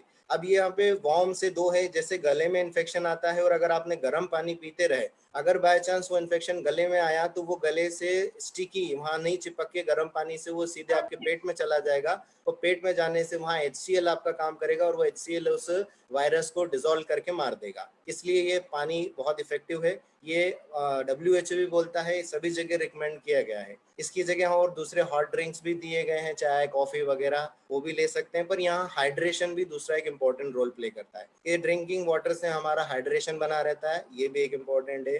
Daily practicing of yoga, pranayama, meditation at least for 30 minute. Physical active रहना, WHO भी इसमें रिकमेंड करता है कि एक्टिव आप किसी भी तरीके से रह सकते हैं। इसका एक फायदा ये है फिजिकली एक्टिव रहने से। दूसरा, आपका अगर धूप में ये करते हैं अर्ली मॉर्निंग में तो D3 आपकी बॉडी में बनता है, that is a natural source. D3 भी इम्यून सिस्टम को बूस्ट करने का काम करता है। तो स्पाइसेस जो हम जनरली हमारे खाने में यूज करते हैं इंडियंस में, तो दे आर हल्दी, जीरा, धनिया, कोरिएंडर, लहसुन, these are recommended for the cooking. And we know, जैसे हमारे इंडियंस में सभी के अंदर आयुर्वेद एक संस्कारमय है, ये संस्कार की तरह हमारे जीवन में घुला हुआ है। तो जितने हम स्पाइसेस, जितने दिनचर्या आपकी दादी माँ वगैरह सब जानते हैं कि हमको क्या खाना, किस ऋतु में क्या खाना और किस ऋतु में क्या नहीं खाना, तो ये हम हर घर में भली भांति जानते हैं, पर प्लीज उनको फॉलो नहीं करते हैं, तो ये जरूर फॉलो करें। द च्यवनप्राश 10 ग्राम से हम जानते हैं chyawanprash is a good source of vitamin C. आंवला इसमें कंटेंट्स है and it will contain almost 38 से लेके 40 औषधियां इसमें डली हैं, और उसके साथ ये बी कॉम्प्लेक्स का भी एक बहुत अच्छा सोर्स हो सकता है। तो च्यवनप्राश में हमको दोनों चीज मिलती है। आगे मैंने देखा, बहुत सारी स्टडीज पढ़ी मैंने, जिसमें आपको देखो vitamin C and vitamin B complex, ये दो चीजें भी बहुत अच्छा इम्यूनो बूस्टिंग का काम करती है। अगर आपको कुछ नहीं मिलता है तो सिर्फ ये दो चीज भी अगर आप लें, और उसका एक सबसे अच्छा उदाहरण हमारा च्यवनप्राश है जो दोनों चीज को फुलफिल करता है। And drink the herbal tea decoctions, काढ़ा जो हमने बोला, tulsi as you know antiviral, दालचीनी, काली मिर्च जो हम त्रिकटू में शुंठ, and munakka as for the taste, and twice a day with jaggery. Jaggery means गुड़, आप उसमें गुड़ मिला सकते हैं, अगर नहीं चाहें तो नहीं मिलाएं। और उसको लेमन टी टाइप का टेस्ट देंगे तो उसमें साइट्रस फूड होने के कारण ये भी हेल्पफुल है, लेमन उसमें आप डाल सकते हैं। गोल्ड मिल्क, जिसको हमने गोल्ड मतलब सोने का, और सोने का अर्थ होता है सौभाग्यशाली, तो जो हम हल्दी वाला दूध इसमें रिकमेंड करते हैं। और ये हल्दी का दूध दूसरा काम करता है, यहाँ पे प्रोटीन बहुत ज्यादा चाहिए आपको, हैवी प्रोटीन अगर आपको रहेगा, जैसे साइटोकाइनेज वगैरह में बता रहा था, इनमें इम्यूनिटी में आपका प्रोटीन बहुत इंपॉर्टेंट रोल प्ले करता है। तो rich protein diet will help immunity. तो यहाँ पे जो हमारा गोल्ड मिल गया, हल्दी के साथ दूध मिल गया, वो बहुत जल्दी आपकी इम्यूनिटी को कहीं न कहीं बूस्ट करता है। नेजल एप्लीकेशन, अब ये नेजल एप्लीकेशन देखिए, नाक में अगर कोई तेल या कुछ जाता है वहाँ का पीएच चेंज होता है, वहाँ की इम्यून सिस्टम थोड़ा सा इनहांस होता है। तो यहाँ प्रतिमर्श नस का उपयोग किया गया है, जिसे हम तेल किसी भी प्रकार से कोकोनट ऑयल, तिल तेल, घी डाल सकते हैं। तो हम अलग अलग प्रकार के नस इसमें हमारे बताएं, कोकोनट ऑयल को मुंह में लेके गंडूश बोला गया है, उसको कर सकते हैं। अगर नाक में चला गया तो ठीक, अगर गले में होगा तो वो गंडूश से भी वो वहाँ पे करेगा। और आप जाने ये coconut oil itself as have antibacterial property, तो यहाँ पे सेकेंडरी इन्फेक्शंस को रोकने के लिए भी हमारी ये थेरेपी काम करती है यहाँ पे। एंड स्टीम इनहेलेशन, जैसे हम जानते हैं पुदीना, मिंट वगैरह, अजवाइन, इसका स्टीम इनहेलेशन अगर पानी बार बार नहीं पिए, और अभी देखने में आ रहा है क्योंकि ये उष्ण काल, ग्रीष्म काल चल रहा है, तो लोग गर्म पानी पीने में उनके गले में ऐसा खिंचाव या हल्का सा जल आने जैसा फील हो रहा है। तो उसके लिए वो एक ही चीज का है कि सिप बाय सिप पीना है, और अगर वो नहीं पी पाए तो स्टीम इनहेलेशन ये वाला एक तरीका अच्छा है जो हम उसको स्टीम इनहेल कर सकते हैं। लॉन्ग मिक्स विद द, अगर यहाँ पे सोर थ्रोट होता है या कफ होता है तो आप हनी बहुत अच्छा है हमारा, उसके साथ थोड़ा सा लौंग मिला दीजिए, पुदीना, इस टाइप के जो इनहेलेशन करने के लिए सोर थ्रोट और कफ में बहुत इफेक्टिव है, ये हम कर सकते हैं ये दोनों। पर प्लीज अगर आप अति कहीं करें तो कंसल्ट कर लीजिए डॉक्टर्स को। ये इम्यूनो बूस्टिंग के मेजर्स जो हमारे आयुष डिपार्टमेंट भोपाल की तरफ से दिए गए हैं, त्रिकुटु काढ़ा, अणु तेल, संशमन वटी, एज यू नो संशमन वटी में गिलोय है, अणु तेल अभी नस्य के लिए यूज किया, और त्रिकटु में 3 चीजें हैं, ये भी इम्यूनिटी को, और हम देख रहे हैं कि हम देने के बाद देखा कि यहाँ पे इम्यूनिटी का बहुत अच्छा रोल प्ले किया। कंटोनमेंट्स एरिया में ये डेली बांटा जा रहा है, उससे इम्यूनिटी बूस्ट हो रही है। इसमें त्रिकटु में 3 बिटर चीजें हैं जो कि सुंठ, मरीच, पिपली, ये तीनों इक्वल क्वांटिटी में आयुर्वेदिक सिस्टम मेडिसिन में इसमें टेस्ट, ये डाइजेस्टिव इंप्रूवमेंट है, ये बायो अवेलेबिलिटी को इनहांस करता है, और साथ में ये कैटलिस्ट का काम करता है। अभी कैटलिस्ट का काम इसलिए भी कर रहा है कि जो आप पोषण तत्व खा रहे हो या पौष्टिक आहार खा रहे हो, कम से कम उसको अच्छी तरह से डाइजेस्ट करके आपकी इम्यूनिटी को इनहांस करने का काम करेगा। And Tricutu possess the immunomodulatory activity, antiviral expectoration, carminative, hypolipidemia, hypoglycemia, anti-emetic and anti-inflammatory इसकी प्रॉपर्टीज हैं। अगर आप इसको कंटिन्यू यूज करते हैं, पर जरूर इसका थोड़ा सा अनुपान, इसका काढ़े बनाने की विधि कैसे लेना है ये जरूर देखें, क्योंकि ग्रीष्म ऋतु में इसके कुछ उष्ण तीक्ष्ण होने के कारण कुछ साइड इफेक्ट भी मिल सकते हैं। इफेक्ट ऑफ गिलोय, जैसे आप गिलोय जानते हैं कि गिलोय एक यूनिवर्सल हर्ब इम्यूनो बूस्टिंग के लिए एक रसायन है, ये बहुत श्रेष्ठ द्रव्य है, हमारे आयुर्वेद के हर ड्रग में कहीं ना कहीं मिक्स होता है। एंटीऑक्सीडेंट फ्री रेडिकल का काम करता है, ये एंटीऑक्सीडेंट फ्री रेडिकल का काम हमारा च्यवनप्राश भी करता है, वो भी एजिंग प्रोसेस को कम करता है, इसीलिए रसायन की श्रेणी में आता है। ये हमारी हेल्थ को इम्प्रूव करने का काम करता है, रिमूव द टॉक्सिन्स, प्यूरिफाई होने के ब्लड का, रक्त का शोधन करता है। गिलोय एंटीबायोटिक प्रॉपर्टी, एज यू गिलोय, ये गिलोय मेरी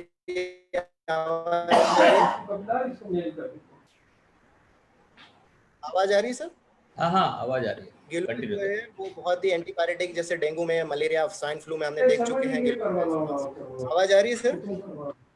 हाँ बिल्कुल आ रही है, नीरज जी कंटिन्यू करिए। गिलोय जो एक्चुअली गिलोय है, उसका इफेक्ट अगर आप देखेंगे लीवर के कूपर सेल्स के अंदर ये काम करता है। वो कूपर सेल्स का काम होता है फैगोसाइटोसिस एंड पिनोसाइटोसिस। तो जब भी ये ब्लड के अंदर से हमारे वायरस अगर लीवर में जाएंगे, तो लीवर हमारा अगर इतना स्ट्रांग हो गया तो वहां पे फैगोसाइटोसिस और पिनोसाइटोसिस करके ये वहीं पे उसको खत्म कर देंगे।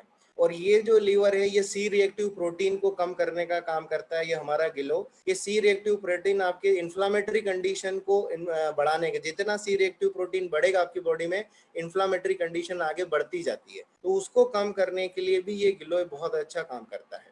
इफेक्ट ऑफ अनु तेल आप देखेंगे हम लोग इसको नॉस्ट्रिल्स में डालने के लिए, नस्य के लिए दिया। It has the antibacterial property, त्रिदोष शामक है, एंटी इन्फ्लामेटरी है, improve the capacity of sense organ, ये जितने भी हमारे पंच इंद्रियां हैं उनको, सेंस ऑर्गन्स को स्टिमुलेट करता है। एंड त्रिदोष प्रॉपर्टी होने के कारण ये नरिशमेंट टू द धातु करता है, then increases the general local immunity को बढ़ाता है।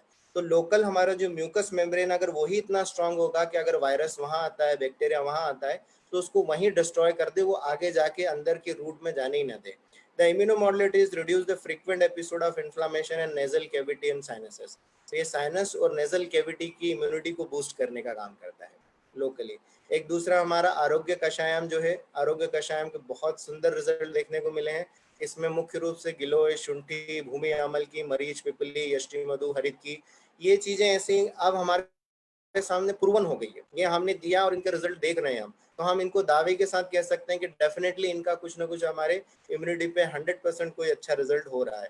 गिलोय, शुंठी आप लोगों ने न्यूज़पेपर में भी देखा कि काफी क्वारंटाइन मरीज ये पीने के बाद डिस्चार्ज हो गए हैं, यानी फर्स्ट स्टेज में आने पे ही उनकी इम्यूनिटी डेवलप हो गई कि सेकंड हमने जब उनका टेस्ट किया तो दे फील नेगेटिव। इसमें आपने देखा जैसे गिलोय जला हुआ है, टिकटू वाले, भूमि अमल की इसमें एक्स्ट्रा यष्टि मधु और हरित की। तो भूमि अमल की एक एंटीवायरल प्रॉपर्टी है, आप बहुत सारे ड्रग्स देखेंगे जिसमें हेपेटाइटिस बी, ये जो एंटीवायरल प्रॉपर्टी इसमें भी भूमि अमल की का बहुत अच्छा रिजल्ट है। यहाँ पे भी ये लीवर को बूस्ट कर रहा है और यहाँ पे एंटीवायरल प्रॉपर्टी काम कर रहा है। यष्टि मधु ये एक मधुर रसात्मक है, इसके लिए भी आप सर्दिग्न है, बहुत अच्छा काम करता है, रसायन की तरह श्रेष्ठ है। हरित की as you know that is Bhav Prakash ने इसका बहुत सुंदर उदाहरण दिए हैं, अलग अलग प्रकार दिए हैं। हरित की भी एक रसायन की तरह है, इसका उपयोग बहुत जगह दिया है। ये वातानुलोमन का श्रेष्ठ कार्य करती है हरित की, और यहाँ पे भी वातानुलोमन कहीं ना कहीं वात की गति अवरुद्ध होती है, जहाँ पे हमने प्राणव स्रोतस की ये दृष्टि है, तो ये हरित की वातानुलोमन का कार्य करने से बहुत अच्छा इफेक्ट ये कंबाइंड मॉलिक्यूल हमारी बॉडी में कर रहा है। इनका सबका डिकॉक्शन बनाना है 100 ml twice a day for the 10 days, ये 10 दिन तक दिया जाता है। अदर मेजर्स जो मैंने स्टडी किया, जो अभी तक पढ़ा है, उसमें मुझे पता लगा follow SMS, as you know the social distancing, mask and sanitiser, ये 3 चीजें तो मस्ट है, जब भी आप बाहर निकलें ये 3 चीजें बिल्कुल होनी चाहिए। Increase protein intake by balance nutritive diet, आपको इसमें प्रोटीन इंटेक बढ़ाना है, क्योंकि इंडियंस में जनरली थोड़ा प्रोटीन इंटेक उनके डाइट में कम होता है, बिकॉज पल्सेस, मिल्क, एग ये थोड़ा कम होता है, तो you should increase in the corona pandemic, आपको प्रोटीन डाइट बढ़ाना चाहिए। अश्वगंधा एंड हनी, ये एक नया रिसर्च सामने आया कि अश्वगंधा और हनी वैक्स के कारण भी बहुत अच्छे रिजल्ट देखने को मिले हैं। Ashwagandha no doubt as you know हम लोग सब जानते हैं बहुत अच्छा रसायन है, श्रेष्ठ द्रव्य है, इसको भी हम इसके साथ यूज कर सकते हैं। Then another is vitamin C. Vitamin C हम आंवला, जो हम ऑरेंज, या फिर हमने च्यवनप्राश में देखा। विटामिन डी डायरेक्ट सनलाइट, सूर्य नमस्कार, प्राणायाम में आपको मिल जाएगा। जिंक या जसद या यशद भस्म, it is very good antiviral. हमारे बहुत सारे ड्रग्स ऐसे हैं जिनके अंदर जिंक है, मॉडर्न साइंस भी बोलता है कि zinc have a antiviral property, तो इसको भी आप अपनी लाइफ में या कहीं ना कहीं डाइट में ऐड कीजिए। टेक अ साउंड स्लीप, जितनी साउंड स्लीप होगी उतना ज़्यादा आपका इम्यून सिस्टम एक्टिव रहेगा, अच्छा रहेगा, तो एंजाइटी डिप्रेशन से दूर होकर साउंड स्लीप लें। And eating green vegetables, that is much more important, and stay positive. आप जितने पॉजिटिव रहेंगे उतना इम्यून सिस्टम बूस्टअप होगा और उतना ज़्यादा आप अच्छे से डील कर पाएंगे। और ये एक बहुत अच्छा सुंदर पिक्चर मिला था। थैंक यू सो मच, आपने मुझे सुना, और मुझे बहुत बहुत धन्यवाद प्रधानाचार्य महोदय, समस्त मेरे प्राध्यापक गणों का, जिन्होंने मुझे समय दिया और मुझे सुनना। जी sir. Thank you very much doctor Neeraj ji. जी सर। नीरज जी को बहुत बहुत धन्यवाद। और आयुर्वेद का इम्यूनिटी बूस्टिंग के लिए जिस सुंदर तरीके से आपने प्रेजेंटेशन दिया और बहुत ही इंफॉर्मेटिव जानकारी सबको प्रदान की, आपको बहुत बहुत धन्यवाद। और जैसा कि हम जानते हैं कि त्रिकटु कषाय, त्रिकटु क्वाथ और साथ में जो आयुर्वेदिक औषधियां वितरण के साथ साथ हमारा एक और प्रकल्प आरोग्य कषायम का वितरण भी पूरे शहर में अनेक क्वारंटाइन सेंटर्स पर और कोविड पॉजिटिव पेशेंट के ऊपर वितरित किया जा रहा है विगत 2 माह से। और उस कार्य के लिए हमारे रसशास्त्र विभाग के विभागाध्यक्ष डॉक्टर विमल कुमार अरोड़ा लगातार रात दिन उसमें कार्य कर रहे हैं। लगभग 1500 से ज्यादा मरीजों तक ये इसका वितरण हुआ है। अब मैं इस कार्यक्रम के अंत में डॉक्टर विमल अरोड़ा जी को आग्रह करता हूं कि वे यहाँ पर आकर के सभी हमारे वक्ताओं का, श्रोताओं का धन्यवाद ज्ञापन करें। नमस्कार। आज के इस शासकीय अष्टांग आयुर्वेद महाविद्यालय के प्रथम वेबिनार में भाग लेने वाले सभी वक्ताओं एवं श्रोताओं का मैं हार्दिक आभार व्यक्त करता हूं। सर्वप्रथम मैं चाहूंगा कि मैं महाविद्यालय के सम्माननीय प्रधानाचार्य महोदय डॉक्टर सतीश चंद्र शर्मा जी का अत्यंत आभारी हूं, जिनके सफल निर्देशन में ये प्रथम वेबिनार अपनी सफलतम ऊंचाई पर पहुंचा है। लेकिन आपने जो जनपदोध्वंस का वर्णन अपने वक्तव्य में किया है, इससे ये निश्चित होता है कि हमारे मनीषियों ने जनपदोध्वंस के बारे में पूरी जानकारी थी और प्रज्ञापराध से कैसे बचकर हम जनपदोध्वंस से बच सकते हैं, ये हमारे मनीषियों ने बहुत पहले, हजारों साल पहले इसको जाना था और उससे बचाव के तरीके भी हमें बताए थे। मैं सम्माननीय प्रधानाचार्य महोदय का हार्दिक आभार व्यक्त करता हूँ। इसके उपरांत हमारे महाविद्यालय में पदस्थ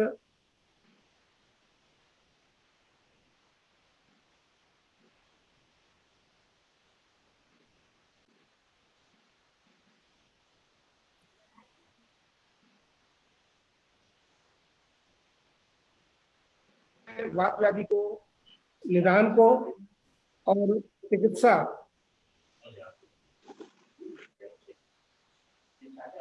के सोपानों को आपने छुआ और उसकी चिकित्सा में हम कैसे सफलता प्राप्त करें, इस हेतु आपने विशेष ध्यान दिया है।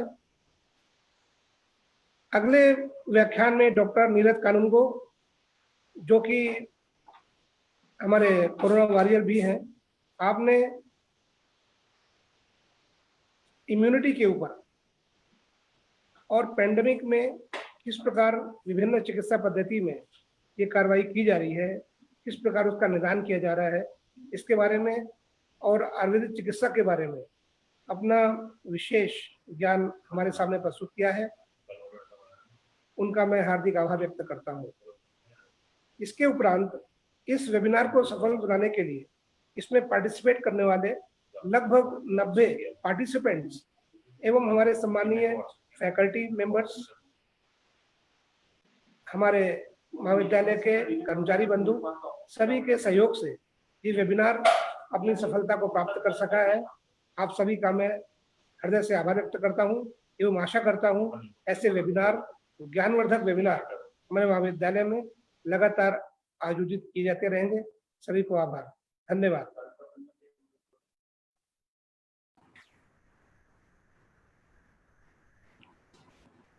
Thank you very much doctor Arora ji. और मैं अंत में आप सभी हमारे जितने जूम पार्टिसिपेंट, हमारे लगभग 90 जूम पार्टिसिपेंट और उसके साथ ही फेसबुक के अनेक प्लेटफॉर्म पर देखने वाले हमारे दर्शकों का, सभी का मैं बहुत बहुत शासकीय अष्टांग आयुर्वेद महाविद्यालय इंदौर की ओर से आभार व्यक्त करता हूं और आशा करता हूं कि आने वाले समय में आगामी जो हम वेबिनार आयोजित करेंगे उस सब में भी आपका इसी तरह से सहयोग मिलेगा, प्रतिसाद मिलेगा, आपका सहभागिता होगी।